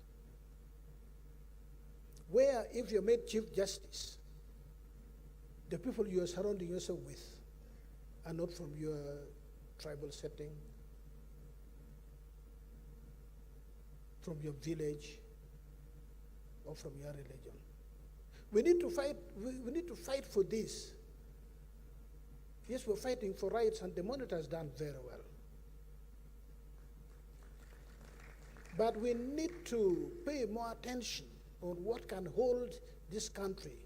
For me, I don't know any other home. And I don't think I would survive in exile. I don't even understand how people can stay in Europe. I was there for 12 months doing masters. It was hell. If it was cold, it was ice cold. If it was hot, you want to be in Kitgum.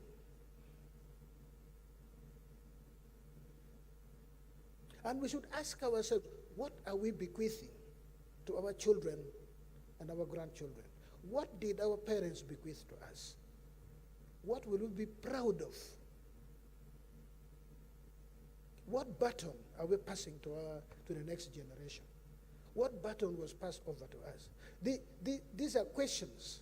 These are issues we need to debate prominently in all print media and in the vocal media. And I agree with, I think, Wafula Ogutu, who said here that he told the president that he loves this country either equally with him or even more than him. The fact that I may hold a view does not make me any less patriotic.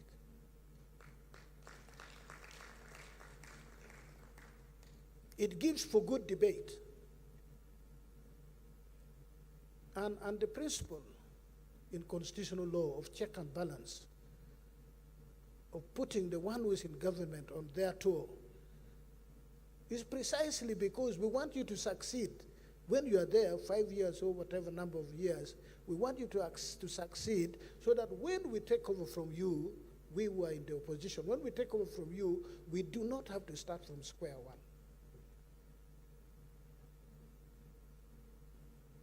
We can only achieve this when there's a robust debate. We can only achieve this when all the print media, when all members, all citizens, all those who are in this country, rush to court of law to seek remedial intervention. We debate, many things can be resolved. Where there's no resolution, we go to the constitutional institution for conflict resolution. We owe it to our country. We owe it to the future generation. Me, I have children, I have grandchildren. If each of us ask the question, what are we bestowing to the future generation in whatever we do? I humbly think we can ensure this is a better country. A country we can all be proud of. A country for which future generation will say, oh, when they were at it, during that time, they did this, and we are now reaping the benefit of what they did. We have widened the space for public interest litigation by creating rules for better adjudication and just determination of disputes. Some of the rules we recently issued out are the judicature amicus curiae rules, which permits you to come to court on a matter and say, look, I am not personally interested, but this is a matter for my country, for our society, and I can make a contribution. And the court will allow you, as an amicus curiae, a friend of the court.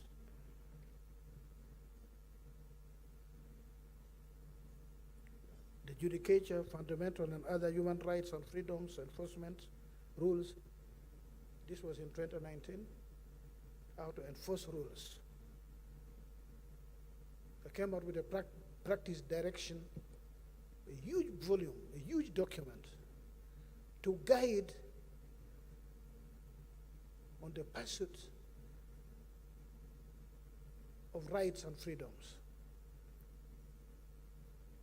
beginning from the recognition that an accused person is not a convict and enjoys the constitutional right of presumption of innocence. Then we break it down. We did not do anything. I did not invent any will. We brought together all legal provision, constitutional, statutory, and so on, which speak and then decided cases on issue of bail. So that while the grant or admission to bail is an exercise of discretion by the judicial officer, it must be done, first of all, responsibly, and two, with regard to the consideration which we lay down. If this is adhered to. The debate about bail will go into oblivion. It will just be one of those things. And Honorable Minister, I made this to the President last year when he came to our new law year. If there is an effective investigating arm, the police CID, an effective prosecuting arm, the DPP, if they're made robust, the courts of law are always waiting.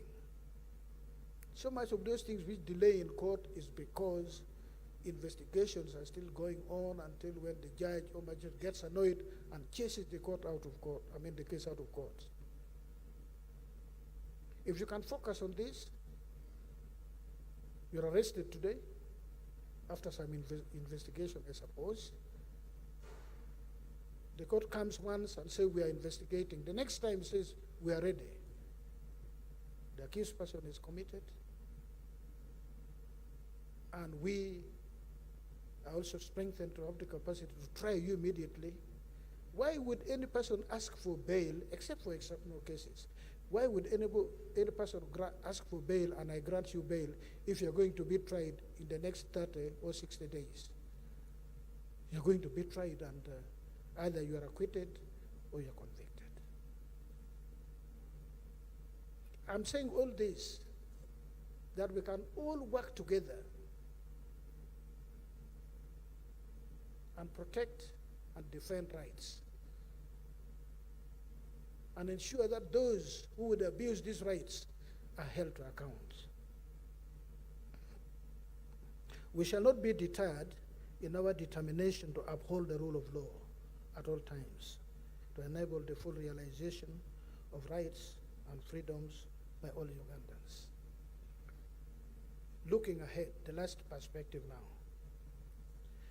As we face the future, globally, journalism faces many challenges emanating from various quarters. The pressure exerted on the Monitor and the media houses in general is not peculiar to Uganda. I consider the greatest threat to mainstream journalism to be social media. With the advent of social media, virtually everyone has become a reporter. This product of the fourth industrial revolution, easily accessible online, cheaper and faster to procure, poses a monumental challenge to the traditional or mainstream print media. According to the Reuters Institute Digital News Report 2021, the use of social media remains strong, especially with younger people and those with lower levels of education. Social media applications like WhatsApp, Telegram, TikTok, and Twitter, among others, have become especially popular in the global south, creating most concern when it comes to misinformation, market misinformation. The situation is exacerbated by the poor reading culture that characterizes today's younger generation, who prefer snippets of information in headlines or a paragraph to detailed news. However, social media is here to stay. It cannot be wished away. It is thus incumbent on the traditional print media to do all and everything that needs to be done to remain relevant. This calls for innovations to match the increasing revolution in this industry. The Monitor should continue to search for relevant content. For instance, the New York Times now boasts more than 10 million paid subscribers, a target they have achieved before their projection of 2025. One of the reasons for this growth is attributed to the newspaper's rollout of content beyond its core news products. Products such as New York Times cooking games, spelling bee, crossword, etc., have kept varied readers tuned to their core interest. The major lesson from this reform is that the Monitor can ensure they meet the needs of their readership. The government must, without breach of provisions of the Constitution on the protection and guarantee of freedom of expression, also generate laws to regulate social media. Honorable Minister, we must regulate social media. But we must do it in a manner that does not breach provisions in the Constitution that guarantee freedom of expression. The limitations provided for under Article 43 are pertinent. And when you come up with this type of law, Honorable Minister, let there be a robust, if protracted, debate on what form such a law should take, so that as much as possible we avoid Charles Onyango Boho and Romanda running to the Constitutional Court again, this time before they are even charged with anything. You may find the model pursued by the Guardian newspaper of seeking financial assistance from its readers by asking them to part with as little as $1 with the option of monthly or a one-off contribution quite instructive. Through this initiative, the Guardian newspaper has built a robust reader-funded project with over 1.5 million supporters across 180 countries. This business model has enabled them to provide free online news to readers. They have, from the financial resources realized, been able to invest in innovation and promoting high-quality journalism because they are freed from shareholder and advertiser pressure. The next 50 years will be possible. I said at the beginning that you have about 10 years to afford to be foolish. After that, nobody will be kind to you. I think in this regard, the age of majority begins at 40. So the next 50 years will be possible if the Monitor and other media houses think outside the box and pursue innovation that will open up opportunities to thrive in a very competitive world. Conclusion. Allow me to conclude my address by assuring all Ugandans that the judiciary commits to remain steadfast in its mandate as an effective arbiter with an open door policy. The judiciary is vested in the promotion of human rights and good governance. In execution of its mandate, there have been and there will continue to be times when the Monitor publication and other print media houses will come up with unpalatable publication. The honorable thing to do is to readily and promptly make amends when they have erred. Let me say my experience. I don't know if Charles Onyango, is he around? Is he here? He's not. Somebody should tell him. When I was State Minister for Foreign Affairs, government came up with a co-ownership program for the vehicles. You pay an amount, and so I paid for mine, including for the tax. Then the Monitor listed those who had not paid. They were using these government vehicles without paying for them, which of course was false. So I called Charles Onyango. I said, why do you do this to me? Why did you ask me that I've seen this? So no, it's not personal. We have nothing against you personally. I said, can you now correct it? So no, we'll check. If we find it is true, we'll certainly correct it. They checked, they found that information was incorrect, and they made their apology. Please don't clap yet. The apology was hidden somewhere inside, and I didn't see it until somebody said, hey, the Monitor is up. It was hidden, and I think it was 1 centimeter by half a centimeter in size. I think the Monitor can do better. Much later, when I was already Chief Justice, I made remarks at the burial of General Paul Lokech. And your reporters in Gulu got me absolutely wrong and said things I never said and said the things I said absolutely wrongly. And I called one of you. Actually, the person who saw it called one of you, and then I also spoke to one of you. And the monitor did one of the most honorable things, which I think print media should emulate. They listened to the recording of what I said, and they found what they rendered was absolutely incorrect.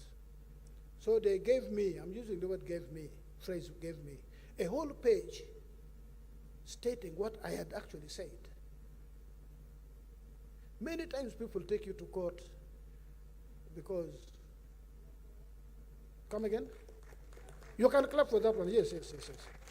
Oh, please, you can clap even for a long time for that. But many times people take you to court not because they want money. It's just their name. You know, you need to, because the defamatory statement is on first page, top, and then you hide it somewhere. But if you make the corrective thing in a prominent place, people are not interested in money. I mean, like me, why should I sue a newspaper? I only want the correct information available to readers. So I thought this was a very good thing. I hope you didn't do it because I'm Chief Justice. I would want you to do it to the peasant in Bundibujo when you defame them, not to hide it as a footnote in some document. But you must also stand your ground when you are being unjustifiably accused. When you know the information you publish is correct. Many times people who are powerful, like the Chief Justice is powerful, come to you threatening you and cajoling, say, look, you must, no, how could you come up with this? But if you know it is true, stand your ground. Certainly stand your ground. The Monitor has to continue reinventing itself to remain current and relevant and viable enough to deliver outstanding journalism. This far, it has delivered on its promise to render quality service. I once again commend the Monitor publications for the unrelenting spirit exhibited in the fight for media freedom and upon this successful journey of 30 years, which indeed is worth celebrating. But with that right, I was saying, time is running out for you. You have about 10 years only, beyond which nobody will be kind to you. I urge you not to allow the vice of complacency or of triumphalism to set in. You may wish to pick a leaf from my secondary school, whose motto, arguably the most instructive of all school mottos, is a classic catchphrase. A classic catchphrase which simply says, Gachale Mabaga. Whatever grounds you've covered, you still have a long way to go. I thank you for graciously affording me the opportunity to engage with the distinguished audience, and equally thank the graceful audience for your keen attention.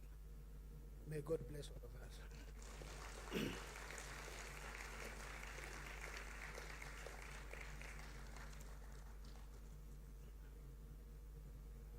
Another round of applause, ladies and gentlemen.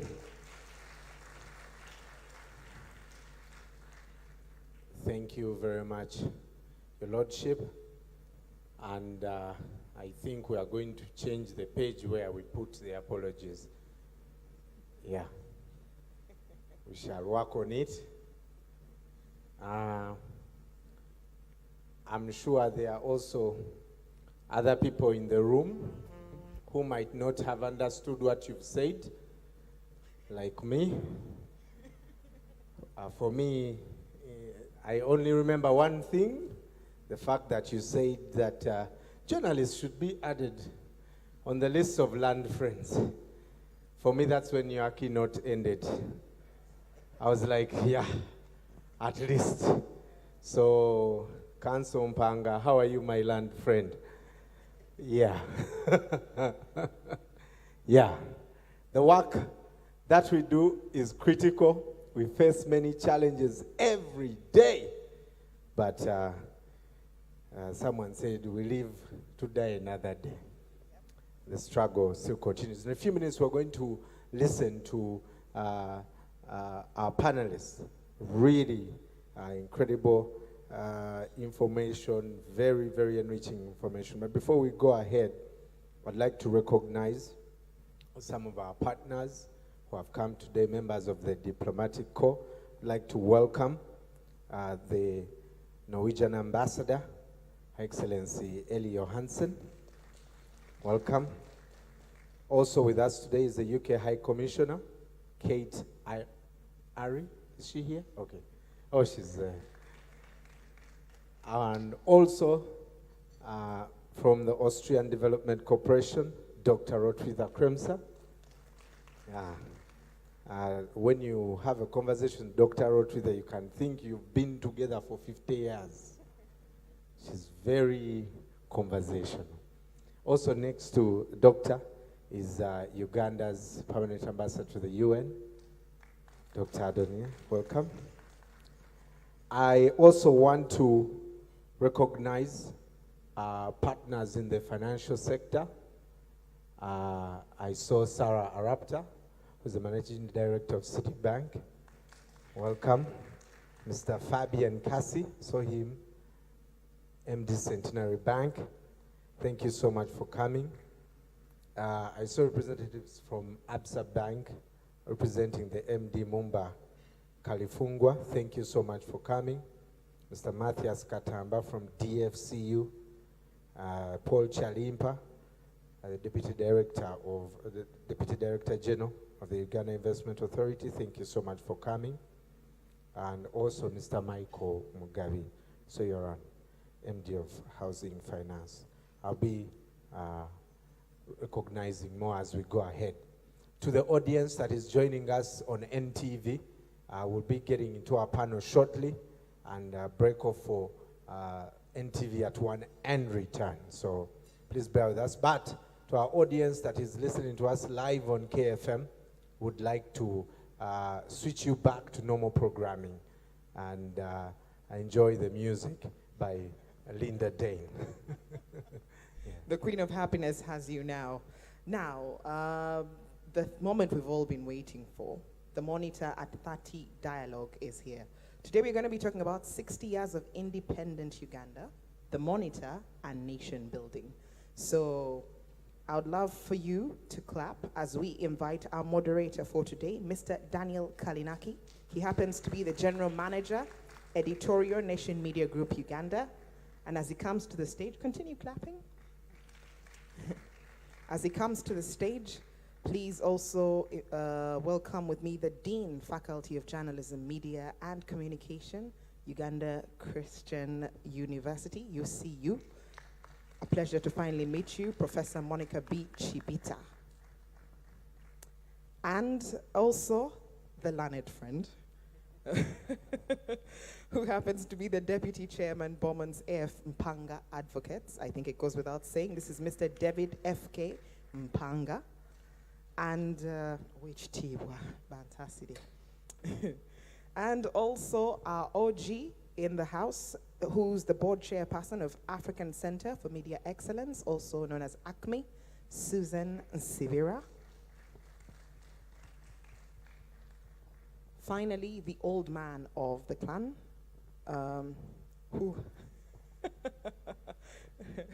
the old man of the clan, who's the managing director, Independent Publications Limited, a fellow journalist, Mr. Andrew Mwenda.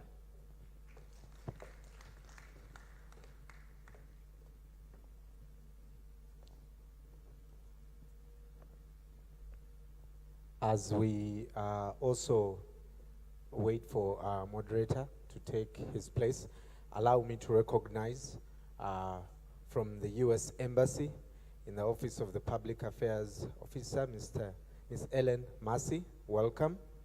Also, the Press and Information Department, Dorothy Nyanyonga, welcome. When I come for a visa, please, please yeah. Brian, yeah. if you don't qualify for a visa, please, this is not the time. Also from the security services, I'd like to recognize Brian, Afande Felix Kulaije. you said I have the floor. Hey, I'm trying to secure my future. Don't make career limiting statements. Good afternoon. Thank you, Chief Justice, for those few remarks. We really appreciate them. I have the unenviable task of having to truncate the conversation in a few minutes.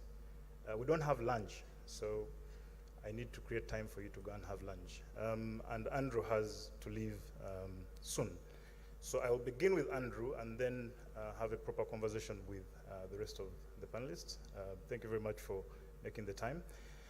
Andrew, you've been referenced for the jurisprudence, false news, sedition, and that's a story that most people know. What is the most impactful story you did when you were at the Monitor?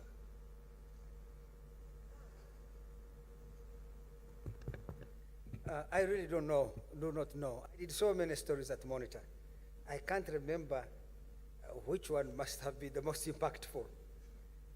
But I know one that created a lot of buzz at that time was when I reported the disappearance of Colonel Jet Mwebaze, because the Minister of State for Defense came and said that was not true, and the next day it turned out that was true.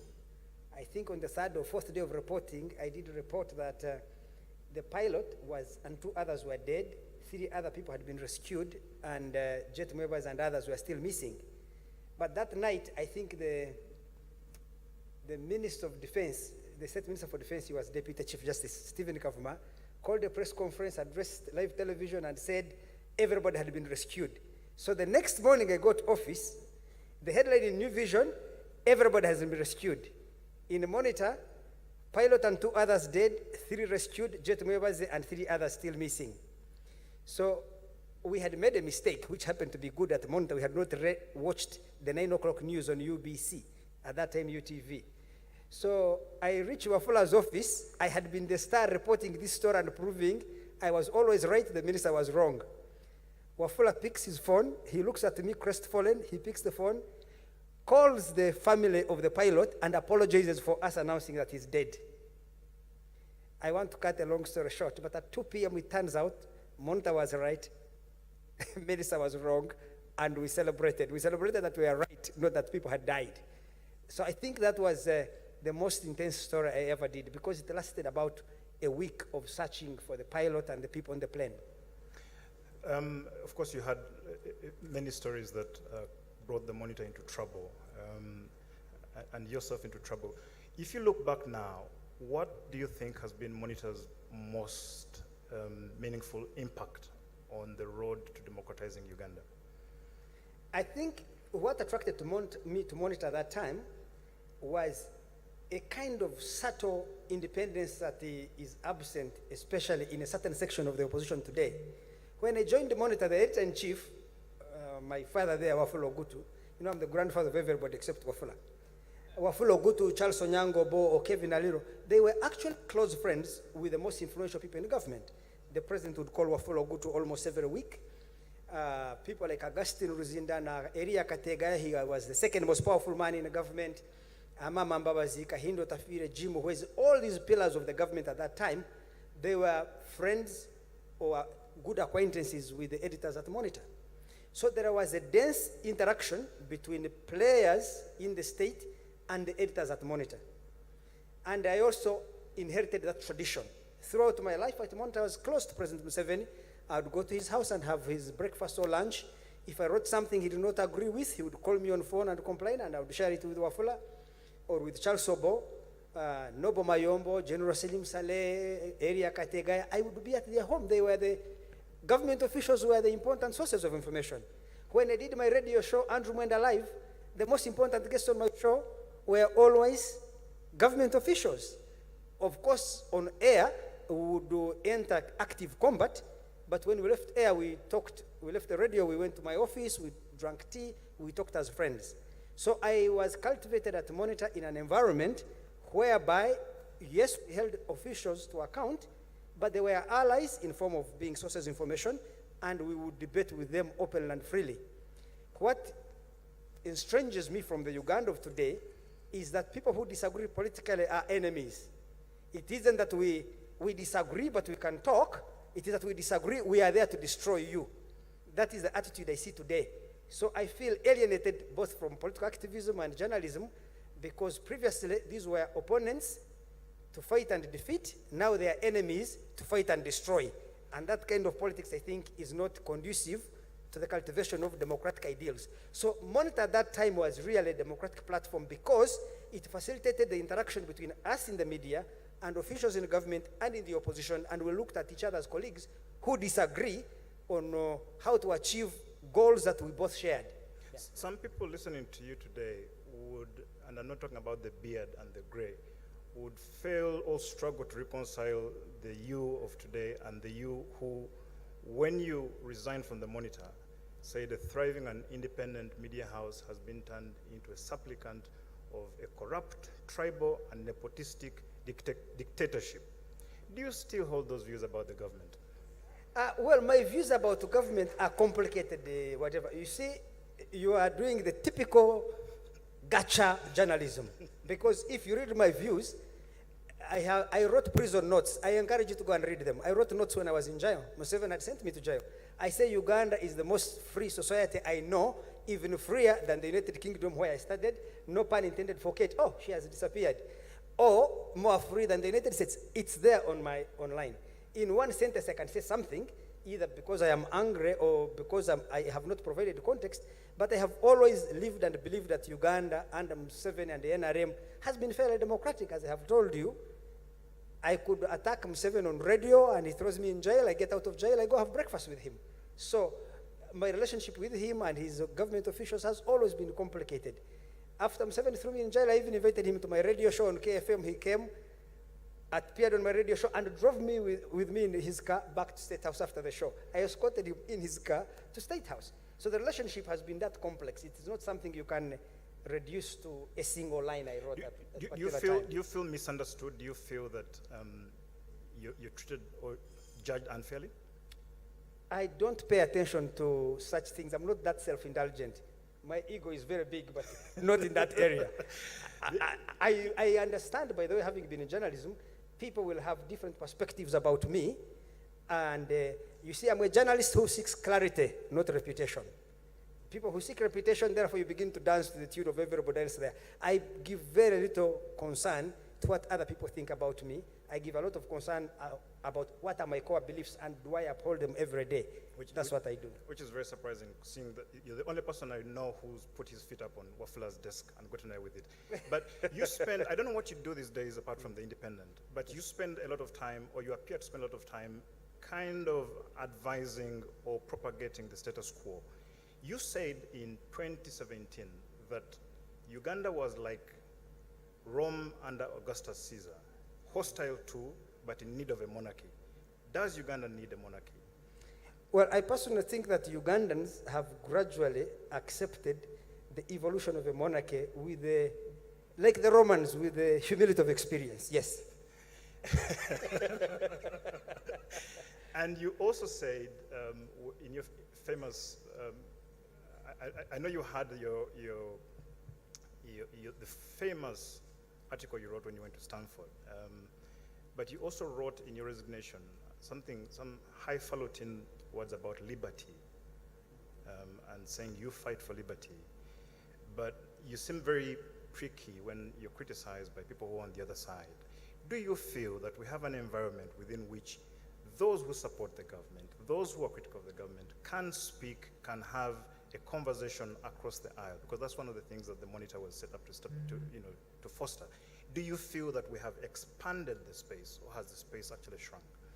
Actually, I believe that Uganda, we have the Monitor, first of all, the Uganda Confidential Teddy Chair, then the Monitor, then the Independent, the Observer. We have expanded the frontiers of freedom. I left Monitor because Museveni was saying you cannot write about his family. I went to Independent and we wrote about it. And then he came to my home, met my mom, and we talked. I flew with him on his chopper, and we agreed that Uganda is large enough for the two of us. Was that your road to Damascus moment? I have from Paul to Saul, Saul to Paul? I don't know whether I've been on a road to Damascus. What I can say is I have been like this all my life. I should tell you that I think I could be the only human being who would go to Lusaka, sleep in Obote's house, go to Rwachitura, sleep in Museveni's house, go to Kigali, sleep in Kagame's house, go to Mbara, sleep in Besige's house. In fact, sleep in his bedroom when him and Winnie were not there. And the four of them were fighting each other.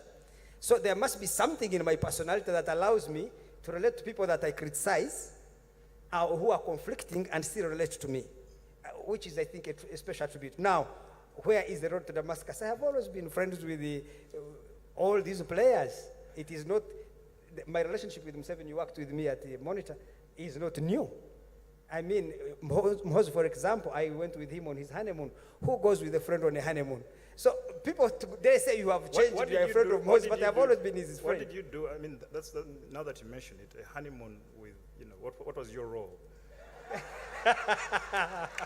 Cheerleader. Okay, one last question before I let you go. One of the things, and I don't think you get enough credit for, and I never believed I could publicly give you some credit, is to bring evidence-based argument to public discourse.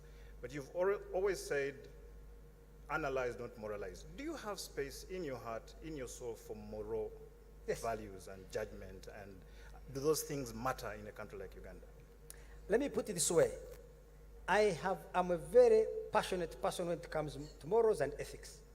But I'm also realistic enough to recognize that when push comes to shove, whether they are governments or states, the demands of real politics will override the demands of ethics. So even in politics, if the state security if there is a conflict between security and order stroke security is in conflict with the liberal ideals of freedom and democracy and human rights, I can promise you security and order will always win. Even in international relations, my friends, the ambassadors have been running away from Western embassies. I have a disagreement with them over this war in Ukraine. When it comes to real politics, I don't think Western countries would really dig in and fight for democracy, as they say. Because right now they are running out of fuel. They have to go to Saudi Arabia. It's not a democracy. It's not different from Putin's Russia. They're not going to starve simply because they can't get fuel. So they will have to go to bed with Iran, with Venezuela, and with Saudi Arabia for oil. But you are saying the other side you are fighting authoritarian government that violates human rights, which is called Russia. But you're entering bed with Iran, Venezuela, and Saudi Arabia. So I am an idealist who is realistic enough to recognize that when necessity demands, ethics and morals sometimes are adjusted in order to meet the needs of the moment. But I have to go. I have run out of time. I have an appointment. Do you sleep well at night? Comfortably. I think I sleep more comfortably than anybody else I know in the world. Andrew, thank you for your time. You're welcome. A round of applause Can for I Andrew. apologize to all of you? I have an appointment at 1 which I cannot cancel. I would have loved to stay here for the next 1 week, but we should organize this conference. But the next time we organize it, let us keep time, each one of us. Thank you. Thank you, Andrew. Okay. Do you want me to come closer? Or do you feel threatened when I come closer? Okay.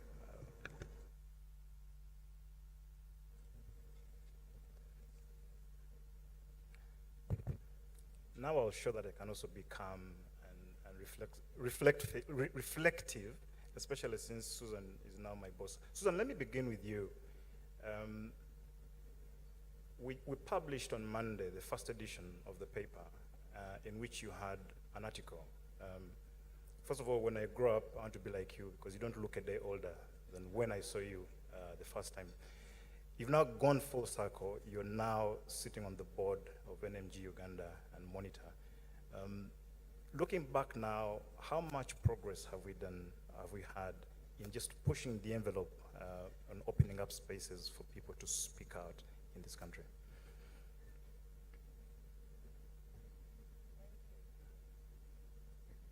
Thank you, Daniel. And I think, first of all, I just really want to thank everyone for the opportunity of sitting here in different capacities. First of all, as a pioneer journalist at the Monitor, but also here in my capacity as board chair for ACME, Africa Center for Media Excellence, and standing on the shoulders of a great woman in media right beside me, Professor Monica Chibita.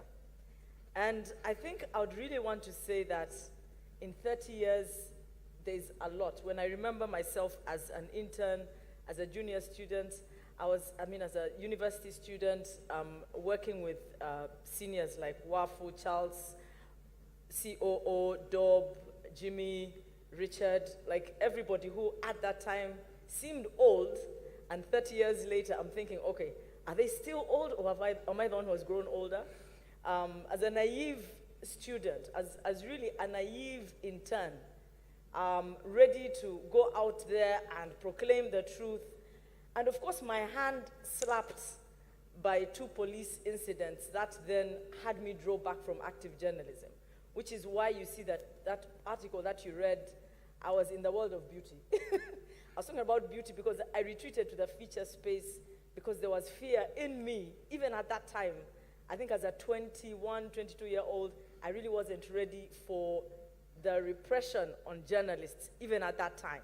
Even at the time where we are celebrating a new government, I retreated into feature space, writing about beauty and things like that, because as a child, having grown up in exile, I don't think I was ready for that. So I think now, full circle, 30 years later, the question is, how much has changed in the media space? In terms of, are we free to write about the things that we want to write about? Honorable Chief Justice has talked about the balance between what does freedom of expression actually mean in terms of informing the public and the right to know. And Charles Obo, in his article, said there are many things that we did not say to protect the public good and the public interest. So it's an interesting debate in terms of how much has been said, how much should have been said in terms of public good, and yet there still remains the element of a lot of self-censorship, and what should the public know, and what should the public not know. And so the Monitor has done a lot. You know, the history has been said here, truth and what is truth, and what is biased truth and what is unbiased truth. Those are debates, dialogues that we can have all day here. But I think what I want to commend the Monitor for is just the uncanny steadiness to just stand and say that this is what we came to do, and this is what we are going to do. Yes, we've made mistakes along the way. Yes, the corrections are hidden somewhere on page 6 in a small column, but we have corrected. Yes, we want to be able to stand for the truth. So what I really want to say is that it's just that determination to say, this is what we are going to do.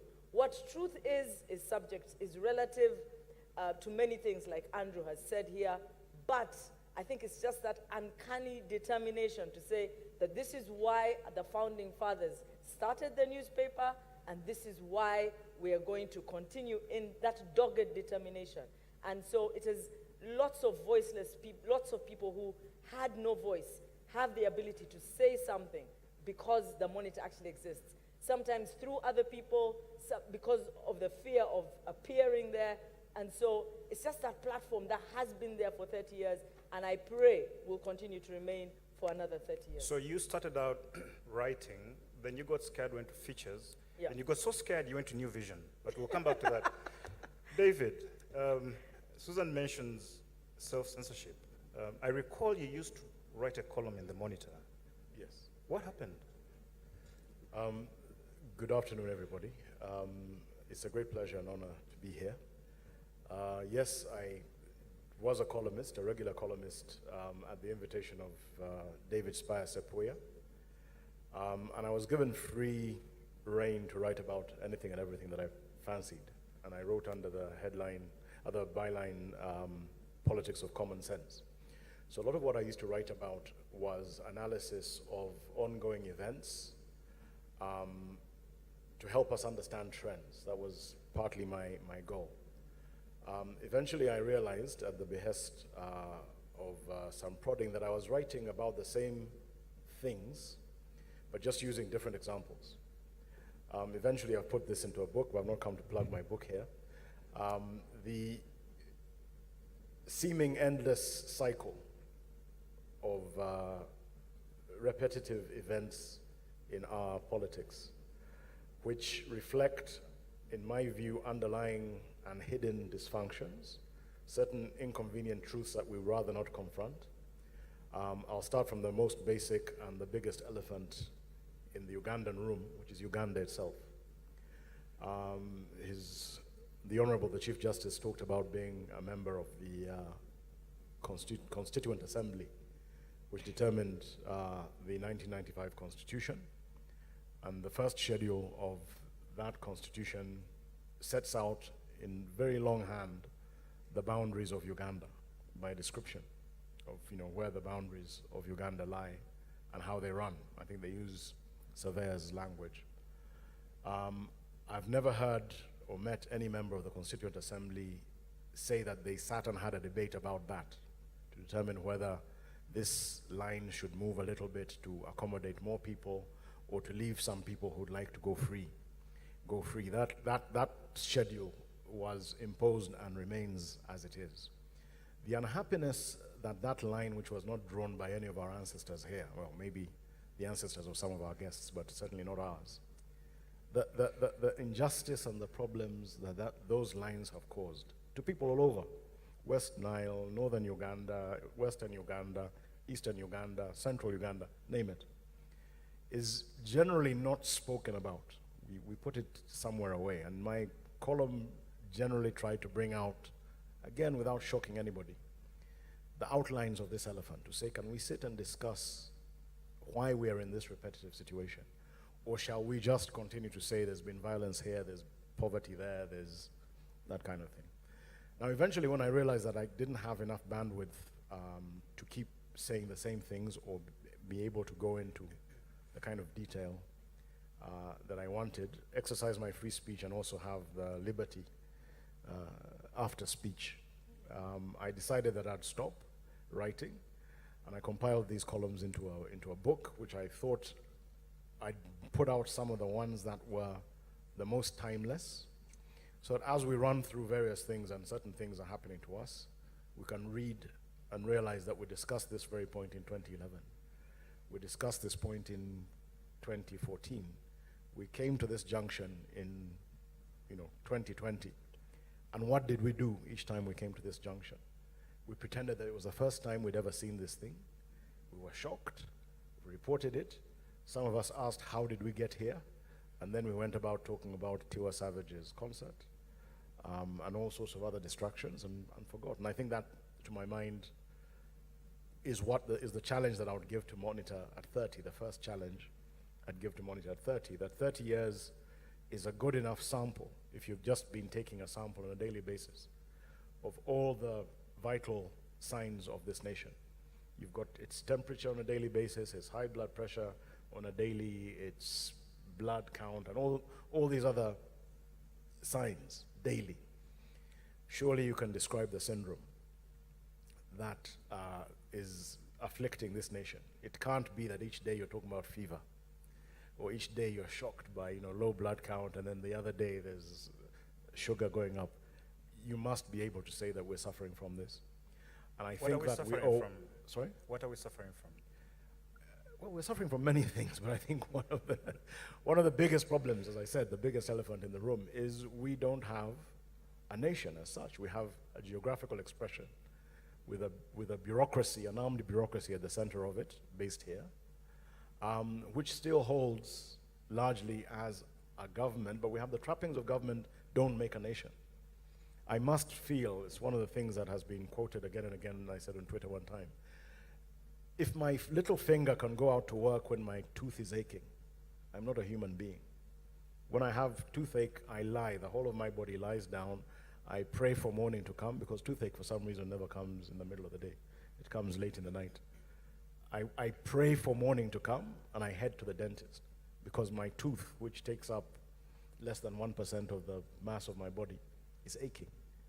If we can't feel each other's pain, we're not a nation, we're a group of people.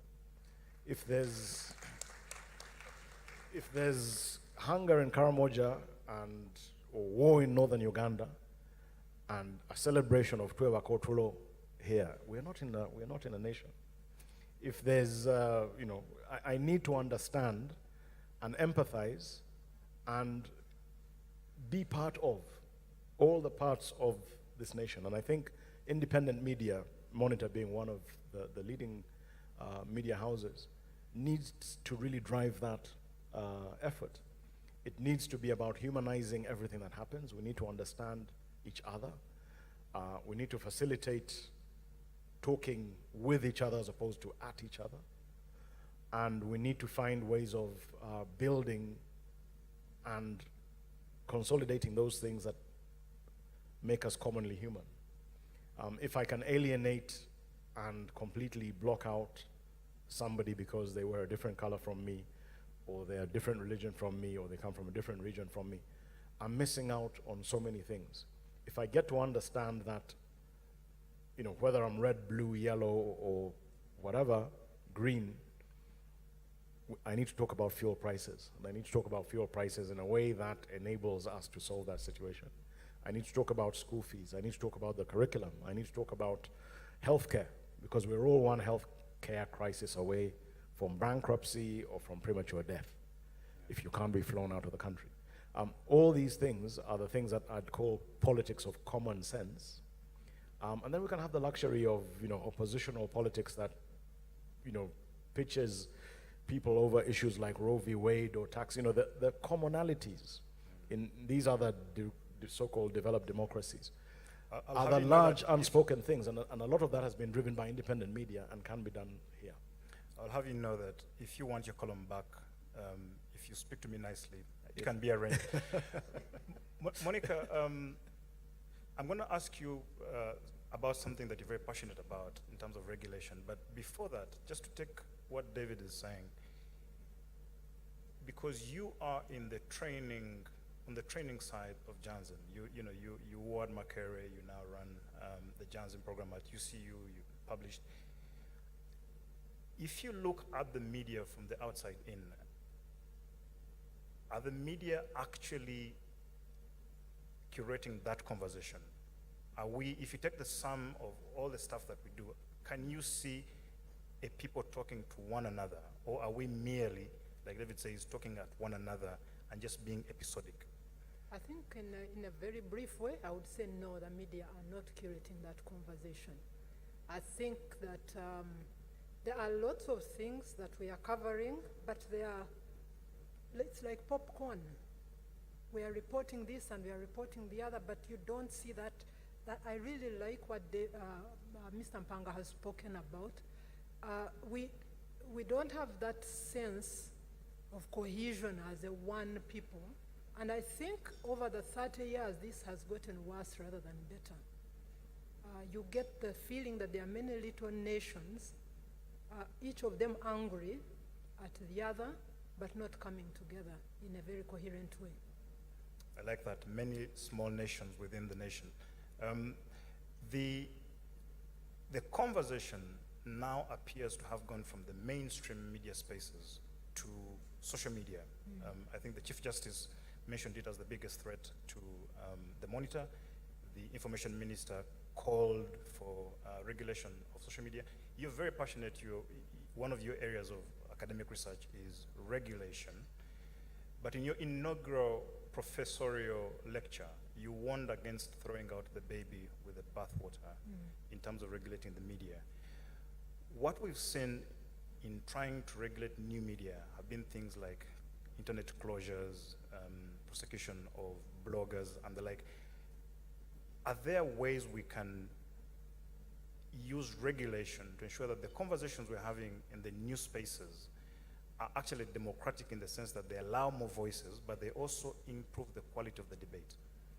It's a tough question because the social media, unlike the rest of the media, are a space where it's difficult to say who should spearhead the regulation. It's very difficult to place that with anybody. So it becomes difficult to know then who will kind of set the agenda of how the social media will even regulate themselves. Because ideally, that is a space where self-regulation would be ideal. But who leads that? Every blogger is minding their own business, and everybody is trying to be an influencer of some sort, but who leads that regulation so that it's in the interest of the public? I think that is what has dogged most regulators, and I don't have an answer to it. Susan, one of the fallacies that gets sent out is that social media or digital media is something separate from mainstream media.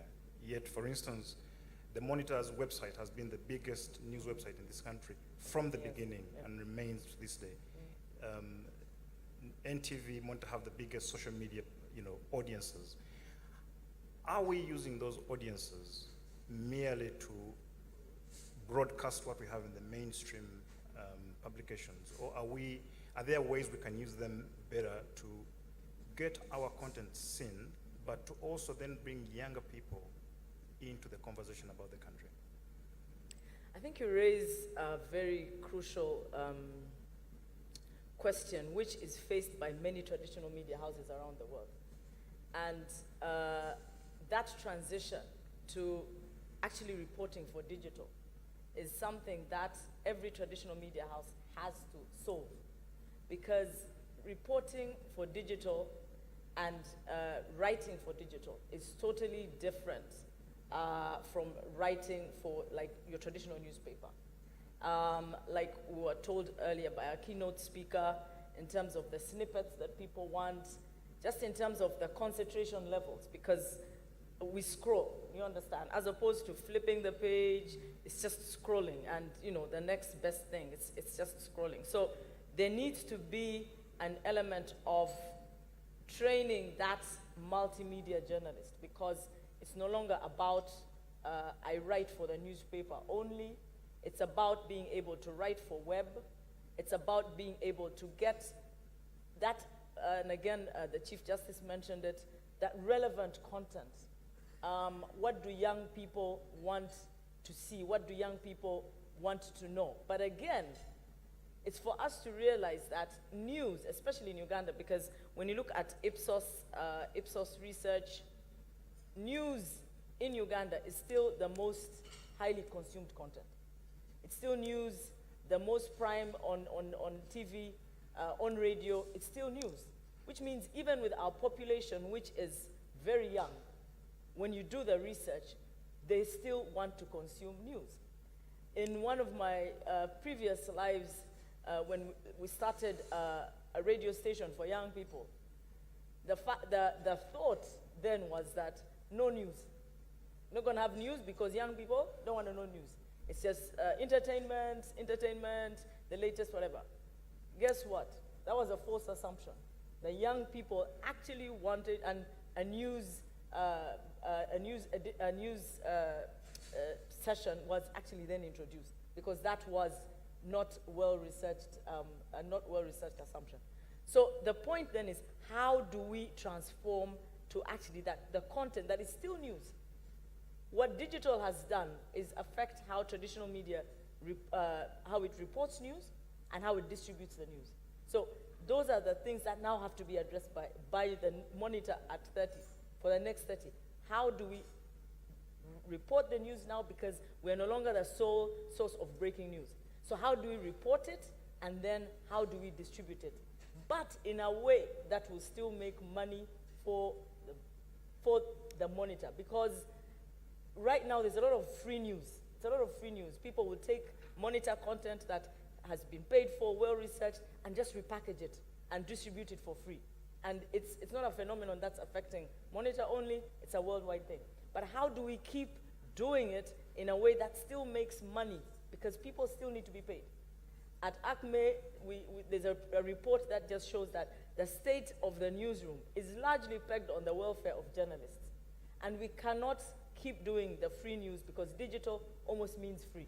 But digital, the New York Times has largely done it very well.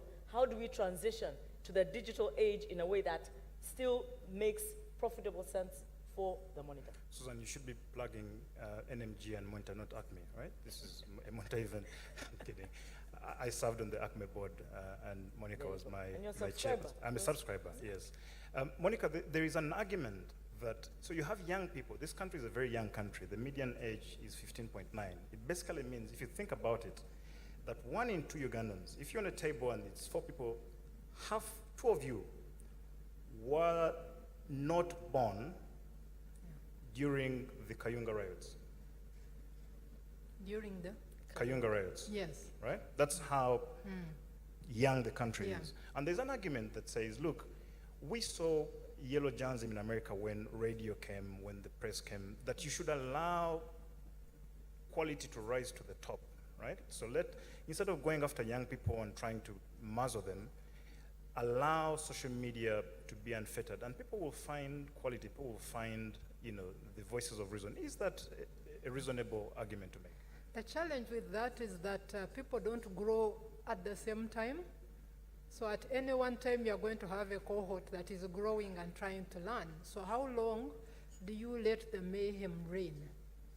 Because some of the dangers of irresponsible, I don't want to call it journalism, but irresponsible communication online, for instance, or even in the mainstream media, are real and quite costly. How long do you let that run? How long do you wait for people to grow? It's not like the nation grows up at the same time. So I think regulation is generally very, very slippery terrain, and it's very difficult to know what the right thing to do is. But I think the main thing is to identify those areas that can be clearly regulated, if possible, in agreement with the stakeholders, and then know that there will always be those elusive areas and count on the common sense and conscience of the users to regulate themselves. Are you confident that the process that we're going through, or we go through to drop regulations, is A, consultative enough, and B, is done by people who have a legitimate interest in defending the Constitution as opposed to defending whatever special interest? Are you comfortable with that? So there are many different answers to Please that don't question. give me an academic answer, So, Monica. there are always many players in the process of making or reviewing or changing regulation, you know that. So I couldn't possibly say that everybody's motives are pure and everybody is looking for the welfare of the public and so on and so forth. But I think where we are today is a better place than we were maybe 10, 15 years ago. Right now, I think we have a working group that is working on reviewing media regulations. And that working group, in my view, has enough people whose motives are good enough and whose understanding is solid enough to come out with a good product. However, they are not working alone. They are not able to work alone even if they wanted to. So there may be other forces that have views that are contrary or whose interests are threatened by what you would call solid or sound regulation. And those will always be pushing and pulling in different directions. I want to come to David, but one of the things that I need to say is it's really gratifying to see the number of OBs and OGs of the Monitor, so to speak, who've actually turned up today. Thank you very much. Thank you very much, all of you who've come and those who are watching. One of the conversations we're having on the table, and by the way, Jim Mugunga says he didn't receive the money from Khartoum, Mr. Wafula. That's a relief. Because I asked. But we're having a conversation, and David, one of the things that we basically was said was that there is freedom, by the law, by the Constitution, but there is no space within which to exercise that freedom. Now, in your other life, you did a bit of legal work on the democratic and the governance side. Is that a view that you believe in? It's certainly a view that's evidence-based and would be something that you can testify on easily from your lived experience. Yourself, Waf, Charles, who sadly is not here. I recall having a conversation with Charles and also James Nangwal. I haven't seen him. James He's away. Is responsible for a lot of the jurisprudence, arguing the cases that his lordship cited. I recall having a conversation with Charles just before he left to Nairobi, and I'm not going to say that the Nation Media Group had promoted him outside. He went on to do bigger and greater things. And I think at that time he had upwards of 20 pending criminal cases at the time he was posted to Nairobi. And his concern was that for all these cases, he had submitted his passport as a condition of his bail and or bond, and needed to report, I think, every week or every fortnight to the CID or to court or both, to ensure that he wouldn't run away. When he was promoted to Nairobi and therefore would no longer be a thorn in the side of the powers that be. His passport suddenly materialized and all these cases disappeared. So this happens a lot to many people. Let's not pretend that it doesn't. The process that can be brought against a journalist can in and of itself be a deterrent to free speech, to independent media. That doesn't mean, and I'd like to jump in and segue into the conversation that just was about regulation, that doesn't mean that free speech and the right to have an independent media means the media must be completely unregulated and let's open all the doors, take the doors down and chop them up for firewood. It simply means, I think, that we need to look at the harms that can be brought about by irresponsible, I liked Professor's coining of this, about irresponsible communication. And what is the responsibility? My responsibility as an individual and everything that I do is to enjoy my rights to the fullest without inflicting any harm on my neighbor. To the extent that I inflict harm on my neighbor, if that harm is tangible and is foreseeable for me, as a matter of law, and for many centuries it's been the case, I will be liable for the harm that I cause to my neighbor. And I must, because this is how we live together in society, I must be careful at all times to ensure that I don't harm my neighbor. Social media and the internet, the ease with which communication now goes around, has meant that things that sometimes used to happen in closed doors, in bars with people addled by alcohol or mental illness or whatever that case might be, and remain there, can now travel around the world, number one. Number two, don't get to be forgotten because they're kept in a permanent form. And number three, can have an air of truth about them. If narrative creates a reality of its own, can grow to become an accepted narrative that somebody who is innocent, who's done nothing but maybe just carry on in a way that another person disagrees with, has to live with and suffer from. So to my mind, if we focus on the harms and try to find ways of holding accountable those that can cause harm to people in a fair way and a swift way, I think that journalists will accept this responsibility because they've accepted that responsibility for a very long time over the centuries. You've done it when you've had editors, you've had editorial boards, you have boards of directors with responsible citizens led by the great and the good, like Dr. Sejaka and others, Martin Aleka before him and others. And the aim of that is to ensure that what you're doing is you're representing truth, you're acting responsibly. If I just have my phone and webcam and I can say anything because it's how I feel, and I don't care about what it might cause, harm that it might cause to my neighbors, I think there's difficulty there. And worldwide there's grappling with this concept. But I think generally using the harm principle, we can come to an acceptable form of regulation, because this freedom is not absolute. We must use it, and we must understand that we could harm not only just our neighbors, but we could actually harm, entire polities. Yeah. America is in the grip of a social media-driven cult, QAnon. They don't know what to do about it. People are living in an altered reality. We live next door to a country where an awful genocide was driven by use of media before social media.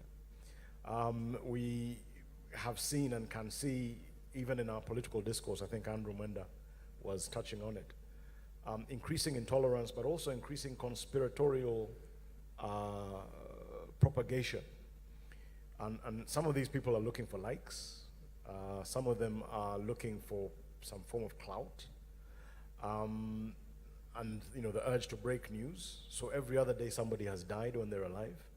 I remember one time, Honorable Amanya Mushaga announcing that his death was announced whilst he was in somebody's office, engaged in some meeting, and his son was calling him. And I asked him what his son expected if they say your father's dead and you call your father. But that's what's happened now. When people get news of death, the first thing is this true? Now, we've come to live with that to a certain extent, but we must find a way of regulating it, because we will not be watching the collapse of our society on CNN. We will be in it. Yeah. And I think the role of responsible media is not to be the band on the Titanic as the Titanic sinks. It's to actually point out where the life rafts are, or if we can avoid the iceberg, to start telling the captain that, look, there's an iceberg over there, and these are the things we need to do to stop ourselves, hitting that iceberg. Professor Chibita, where do we draw the line? Because there is something to be said about harm. People who, for instance, incite violence, people who sow seeds of division, as they used to say. But there is also something about silencing the voices of those who say things that you don't want to hear. And I think one of the most important things about Justice Mulenga's lead ruling is that the freedom of expression is not just for the people who say the things that you like, but in fact, it exists for those who say the things that you don't like. To take the example of the Titanic, where do we draw the line between people who are, for instance, seen to be against a government or against a particular position of government, and those who are actually saying that there is an iceberg ahead? Where does who draw the line? Who is trying to draw the line? Yeah, because that's the confusion, is who's trying to draw the line here? I think those in power usually are the ones that draw the line. They're the ones with the crayons. And I think then it leads to the question, is there enough legitimacy, enough shared understanding that those who are setting the rules are doing it for our shared prosperity, for our common good, rather than for what could be interpreted as narrow, selfish interests? Yeah, as I read the media, as I listen to the temperature, I think that trust has broken down. I think by and large that trust has broken down. You can no longer take it for granted that because government has said it, it is in my interest. And that's a complicated and deep discussion. But I think in brief, I would say that trust has broken down. Susan, let me come to you, and I'm going to ask all of you this question, because the Monitor 1992 is the year the Cold War was actually formally called off, is the start of this kind of decade of prosperity, of economic liberalization. In the case of Uganda, it's the start of the process of building a new society, building a new constitution. So you go through the CA, which the Monitor, I think, reported very well. You have a new constitution. You have a new constitutional order, right? If you look back now, is it a case of teething problems that generally we are better off today than we were in 92 if we solve a few small things? Or is it that we need to go back to 1992 and, like David says, rebuild the state or remake the constitution? Is it a case for painkillers? Is it a case for surgery? Susan, begin with you. You can't, I know you can't keep, they say don't forget your history because it really helps you in mapping your way forward, but you can't move forward whilst your eyes are in the driving mirror or when you're looking back. You actually then can't move forward. So there has to be a case of this is where we are now. I'm quite active on social media, on Twitter, but every time I do the hashtag Uganda, the hashtag that comes up next or sometimes is Uganda is bleeding. And Uganda is bleeding has been a trending hashtag for, I think it's like 2 years now, which simply means that, and yet that is not something, even in the absence of social media, that is not something that would have been trending 30 years ago. Because then there was a lot of optimism, a lot of hope, a lot of we're out of the dark ages, and now we are moving forward, we are building a new Uganda. So when you circle it back to 30 years later, and then And it's the young people, by the way, who are saying Uganda is bleeding. That is then telling you that that sense of, do we still have that sense of optimism?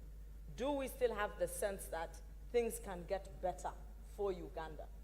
So if you get to the place where when you question that, then you're looked at as you're not patriotic enough. You know, like David has said, that you have a wound. You can see you have a wound. You can see you're bleeding. But if you question why you're bleeding, especially in media, then the question then is, you're not patriotic enough. We need to take you for patriotic studies because you are saying bad things about our country. That is not to say that, to balance it out, that there are not positive things that have happened in our country in 30 years. There are very many positives. There are very, very many positives. And yes, maybe the media could do a lot more to actually bring out those positives. So the question then is, how do we balance that to still bring out the positives? This is the good Uganda. But then we have a problem. Kampala, Uganda, we have a problem. How do we stop being a group of people, and how do we unite to say, this is the problem? How do we feel each other's pain? How do we feel each other's pain without necessarily saying that we haven't moved forward, but not necessarily trying to move forward whilst looking backwards? I don't know if I've confused you. You've tried, I must give it to you. But Mr. Mpanga, I keep using first names and it sounds disrespectful. Please forgive me, it's just that I know all the people on the panel. You have pedigree, but you also have pain from Uganda's past. So in terms of the same question, is it that younger people have no idea how bad can get, and that they're therefore just ungrateful or unrealistic in their assumptions? Is it that we're too impatient? Is it that we should actually be comparing ourselves with other countries and thinking, you know, we're not as bad as we think we are? Thanks, Lord. I think George Orwell said every generation considers itself, something to the effect of every generation considers itself more intelligent than the generation that came before and wiser than the one that comes after it. I always try to make sure that I don't fall into that trap of suggesting that people who are generations below me somehow don't get it or are wrong about something. I also try not to assume that I'd have done many things very different from those who came before me, confronted with the same or similar facts, because hindsight is always 20/20. I think one of the roles of independent media, and as I was saying earlier,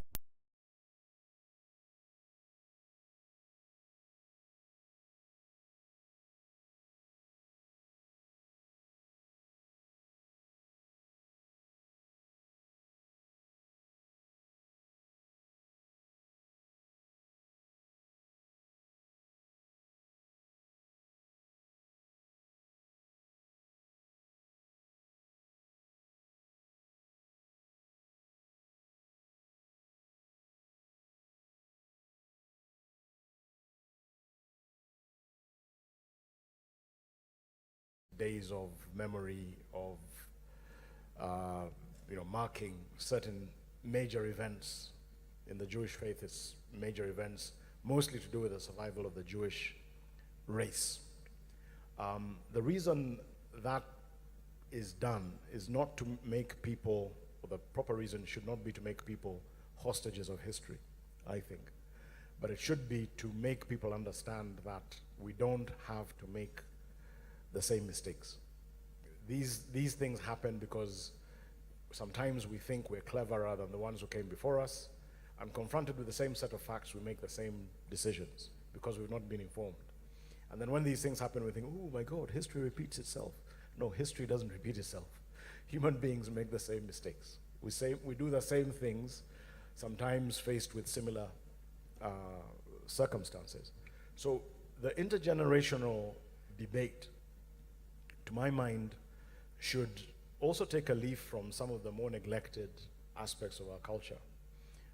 In our cultures, in this part of the world, we took cognizance of our ancestors to the point that those who came and witnessed us from outside thought we were worshiping them. But it wasn't ancestral worship so much as an understanding that I am because of those who came before me, and there are others who will come after me who will be. I'm not a permanent fixture on this earth. And the Protestant Protestant capitalist ethic, which essentially makes me the master of the universe apparently, and the individual as the king of everything that I observe and can get my hands on, has led us into this pass where we have environmental crises, we have political, social, economic crises.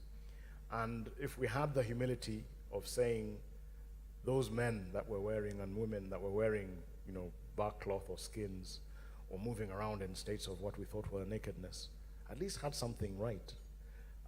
That this thing is not ours. At any one time, we're trustees. We need to understand what happened with those who came before us. We can improve things, but we also need to understand that we're only doing this in trust for others who will come after us. And the younger generation, tired of being told, be patient. I remember joking with the late Chirunda Chivejinja, who has something to do with the history of the Monitor, who was very closely involved with my mother in early UPM, proto-NRA, NRM discussions on Akibwa Road in Nakasero, not far from here. I met him in 2009, just before the Kayunga riots, as we were trying to discuss and dissipate the crisis that became the Kayunga riots. And I said to him in jest, because I always try to joke to kind of break the ice and emphasize our common humanity. When you laugh with each other, it's hard to not like each other. So I said to him, Honorable Minister, when you used to come to my mom's house in 1980 to discuss the 1980 elections, you said to me, and I was 10 at the time, that I was the leader of tomorrow. You're still the Minister of Internal Affairs, and I'm waiting for tomorrow to come.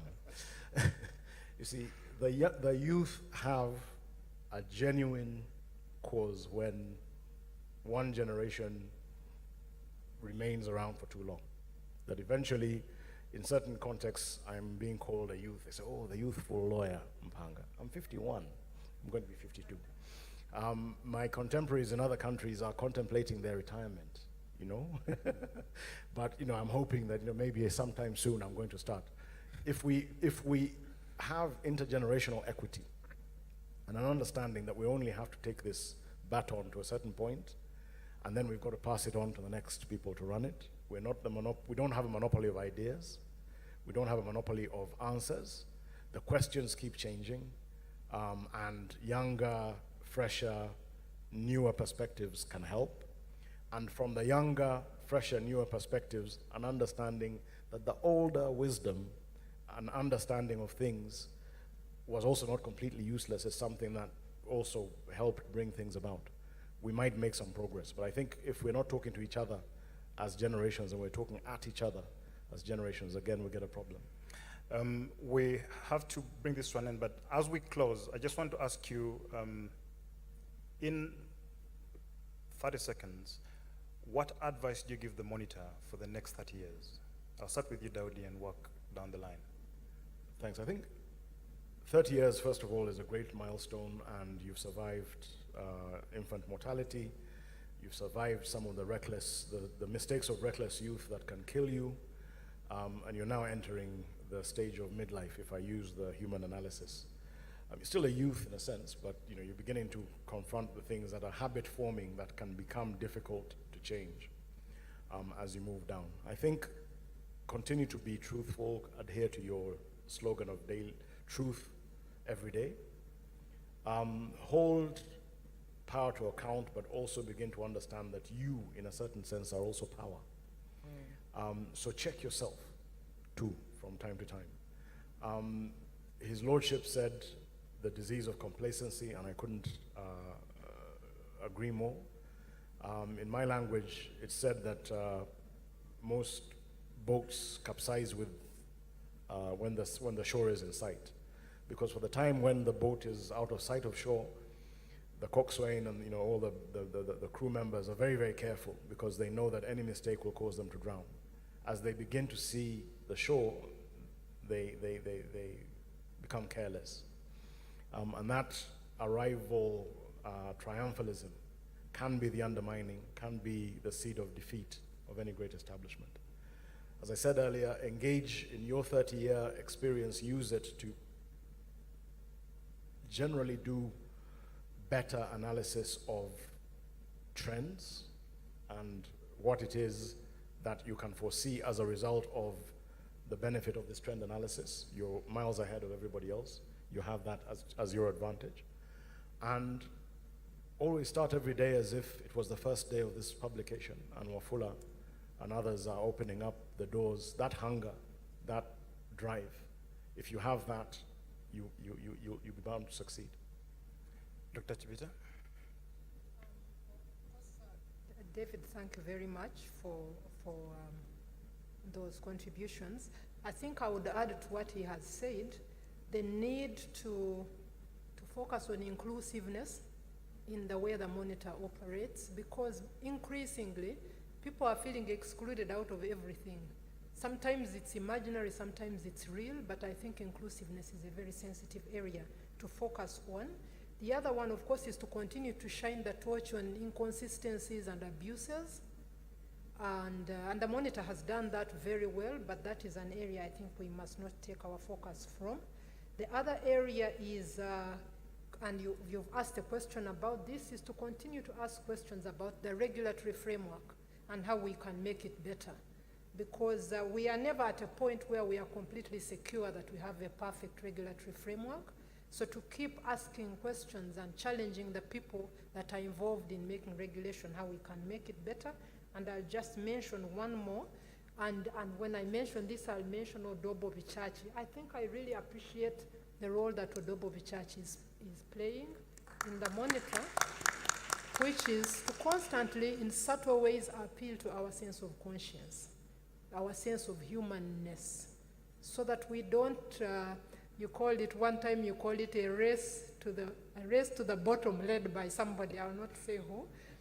So Odobo, I thank you, and the monitor, I thank you, because you have kept us attentive to that small but very important aspect of things. I could say more, but I think for now that's it. Thank you. Susan? I would say, I'll quote from the good book, the Bible, to whom much is given, much is required. And so, Monitor has been given 30 years, like you've said, like someone has said, and that is power. 30 years is power. Journalists, media has power. How to use that power responsibly, but then also how to use that power for the betterment of our nation. Because we all want to see a better Uganda. We all want our children. My 13-year-old niece once asked her mother, will we ever see our roads without potholes? Will we ever see elections? She's 13. Will we ever see elections without violence? She's 13. So I took her out to dinner, and she was asking me those questions. So we have an obligation for the children of Uganda. And Monitor, to whom much is given, much is required. May you take that responsibility, not lying down. The other thing I will say is to innovate so that we remain relevant. The media has to remain relevant. So innovation, innovation, innovation, not just in word, but in action. Innovate and remain profitable, because without it, we are not going to survive. And then the last thing I'll say, keep digging until you find the truth. Keep digging, because that truth every day, as a nation, we actually need it. Thank you. Ladies and gentlemen, join me in thanking our panelists, Daudi Mpanga, Professor Monica Chibita, and Susan Sirira. And thank you very much for braving the overrun. I think we are almost at the end. Mr. Mulondo, I don't know if you still have a job. Okay. Thank you. Big round of applause to our panelists and our moderator. Thank you, thank you, thank you.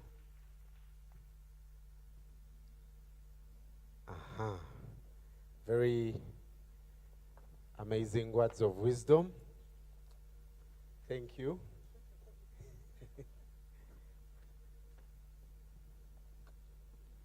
Thank you so much. We have to wrap it up quickly and allow you to go to do other things, to work. Again, thank you so much for staying with us. I see so many OBs, so many OG Flora Aduk, I see you. She's now at Nile Breweries. I think Mr. Onapito took her when she realized she's serious. Yes, Mr. Gawai, I see you over there. The first 35-year-old to have gray hair on TV. Thank you, sir.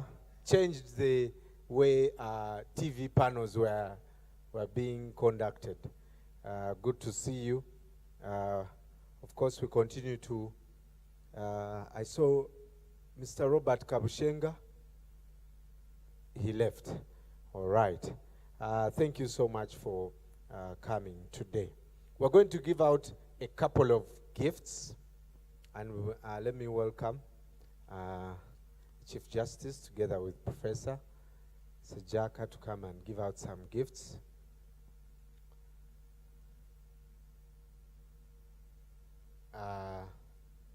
Mr. Mkwai, I think you should bring everything to the front here.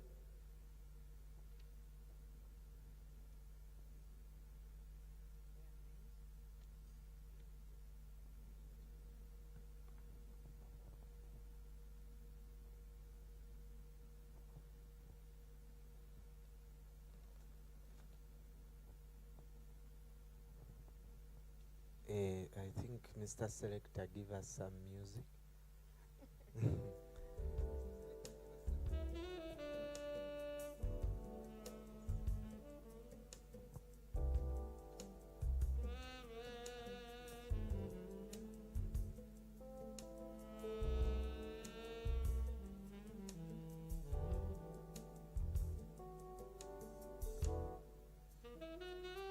The first gift goes to the founding editor-in-chief.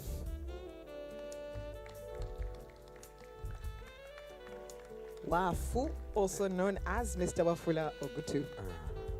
Thank you so much. Yes. For braving the credit notices and not shutting down.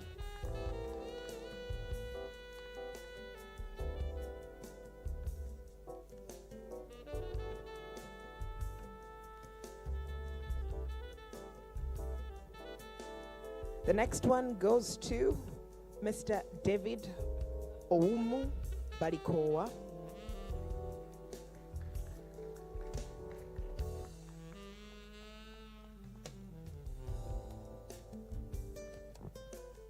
We have an interesting gift, so I'm going to request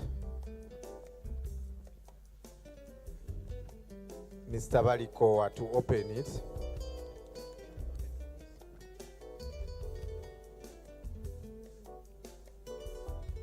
Mr. Balikoa is going to first receive his gift and then open it for us to see.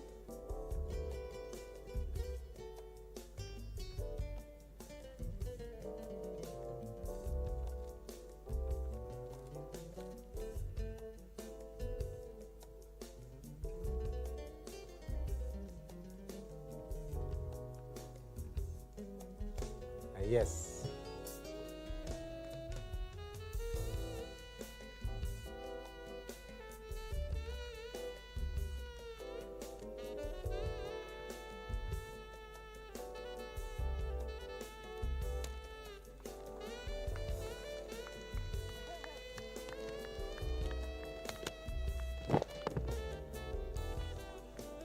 Very nice. Let's welcome Mr. the late Tebere's wife to come and receive.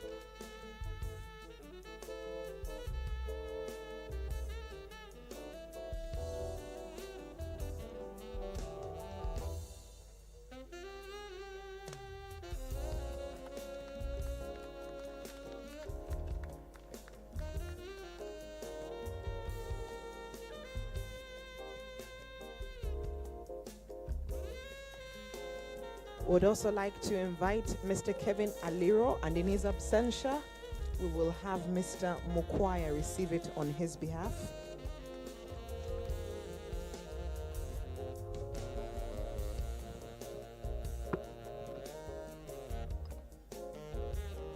The late Aliro Ashua would have loved to be here.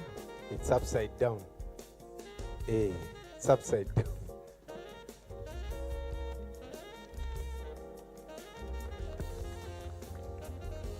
Such a power, the late Aliro. That man Mukwaya you see there was there even before the paper was started. Longest serving employee. Yes, clap for him, please. Let's welcome also founding member James Serugo to come.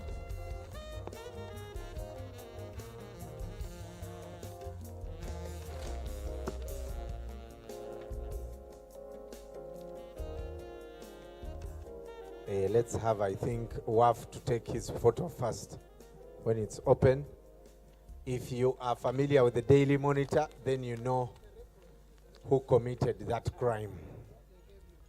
It's a Chris Ogon crime.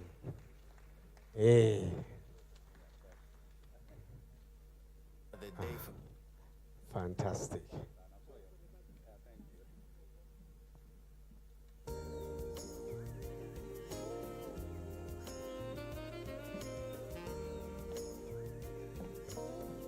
James Serugo, congratulations.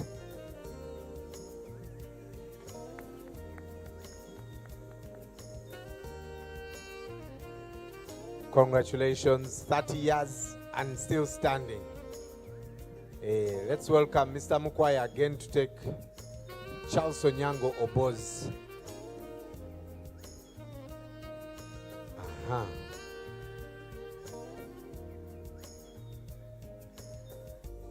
Fantastic. I want to welcome back WAF Serugo back to the stage. We have one picture with all of your gifts. That would be quite, because it's going to be on the front page of the Daily Monitor tomorrow. So, we have to maximize. Yes.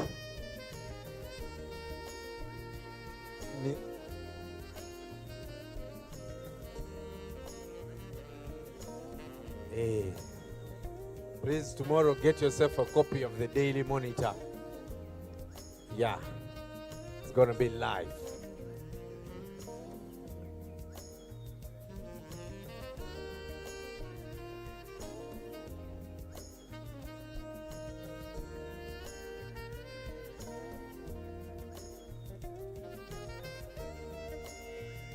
And as they take their pictures, I also welcome members of the board to also come to the stage and be included in this picture.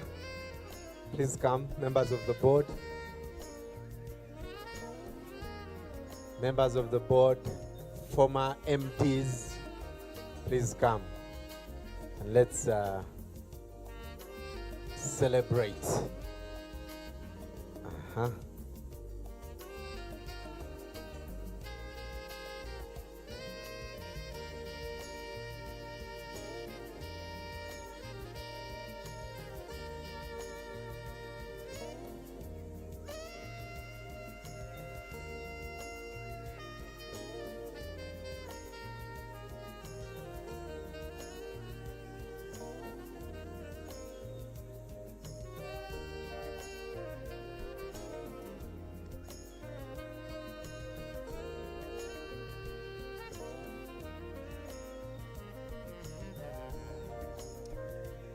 And now as they come down, we would like to invite them to the center where the cake is, because it's time for us to cut the cake celebrating Monitor at 30.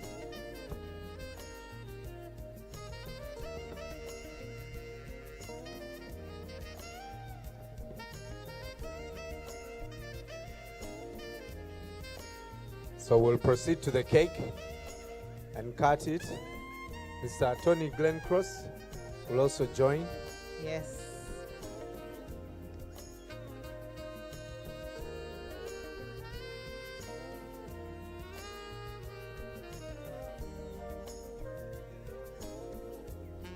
Celebrating the past, shaping the future. And we are going to count from 30.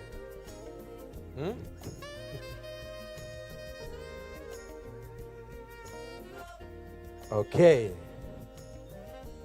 Each of us will count, right?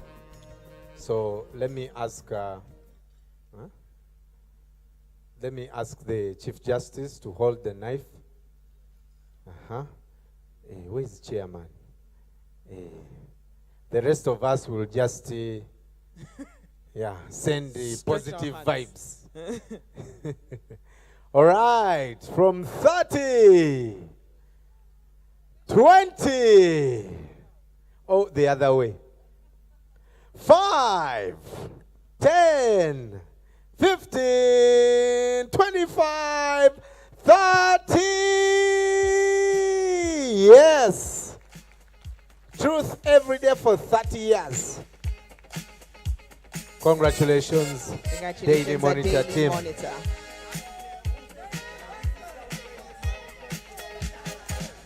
Congratulations. We'll have our team from the Serena to serve you.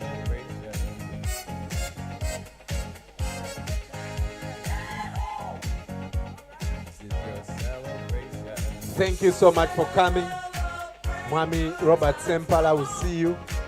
Thank you for coming, honoring our invite. Please don't go away without eating some cake. Precisely. It's been an honor. Brian Mulondo. Rebecca Nantale. See you. So bring your good times and your laughter too. We gon' celebrate your party with you. Come on now. Celebration. Let's all celebrate and have a good time. Celebration. We gon' celebrate and have a good time. It's time to come together. It's up to you. What's your pleasure? Everyone around the world, come on!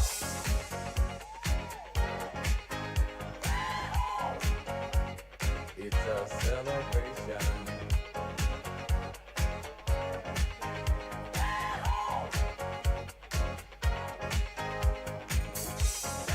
Celebrate good times, come on!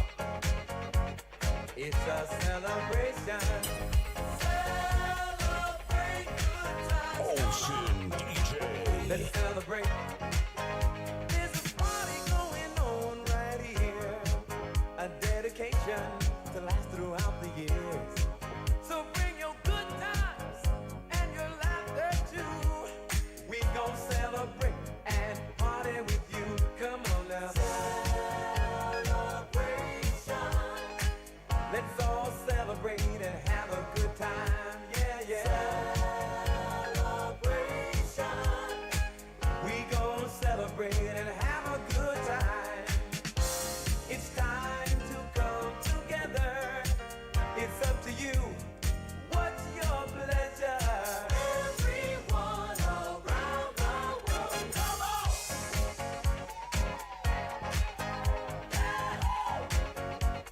It's a celebration.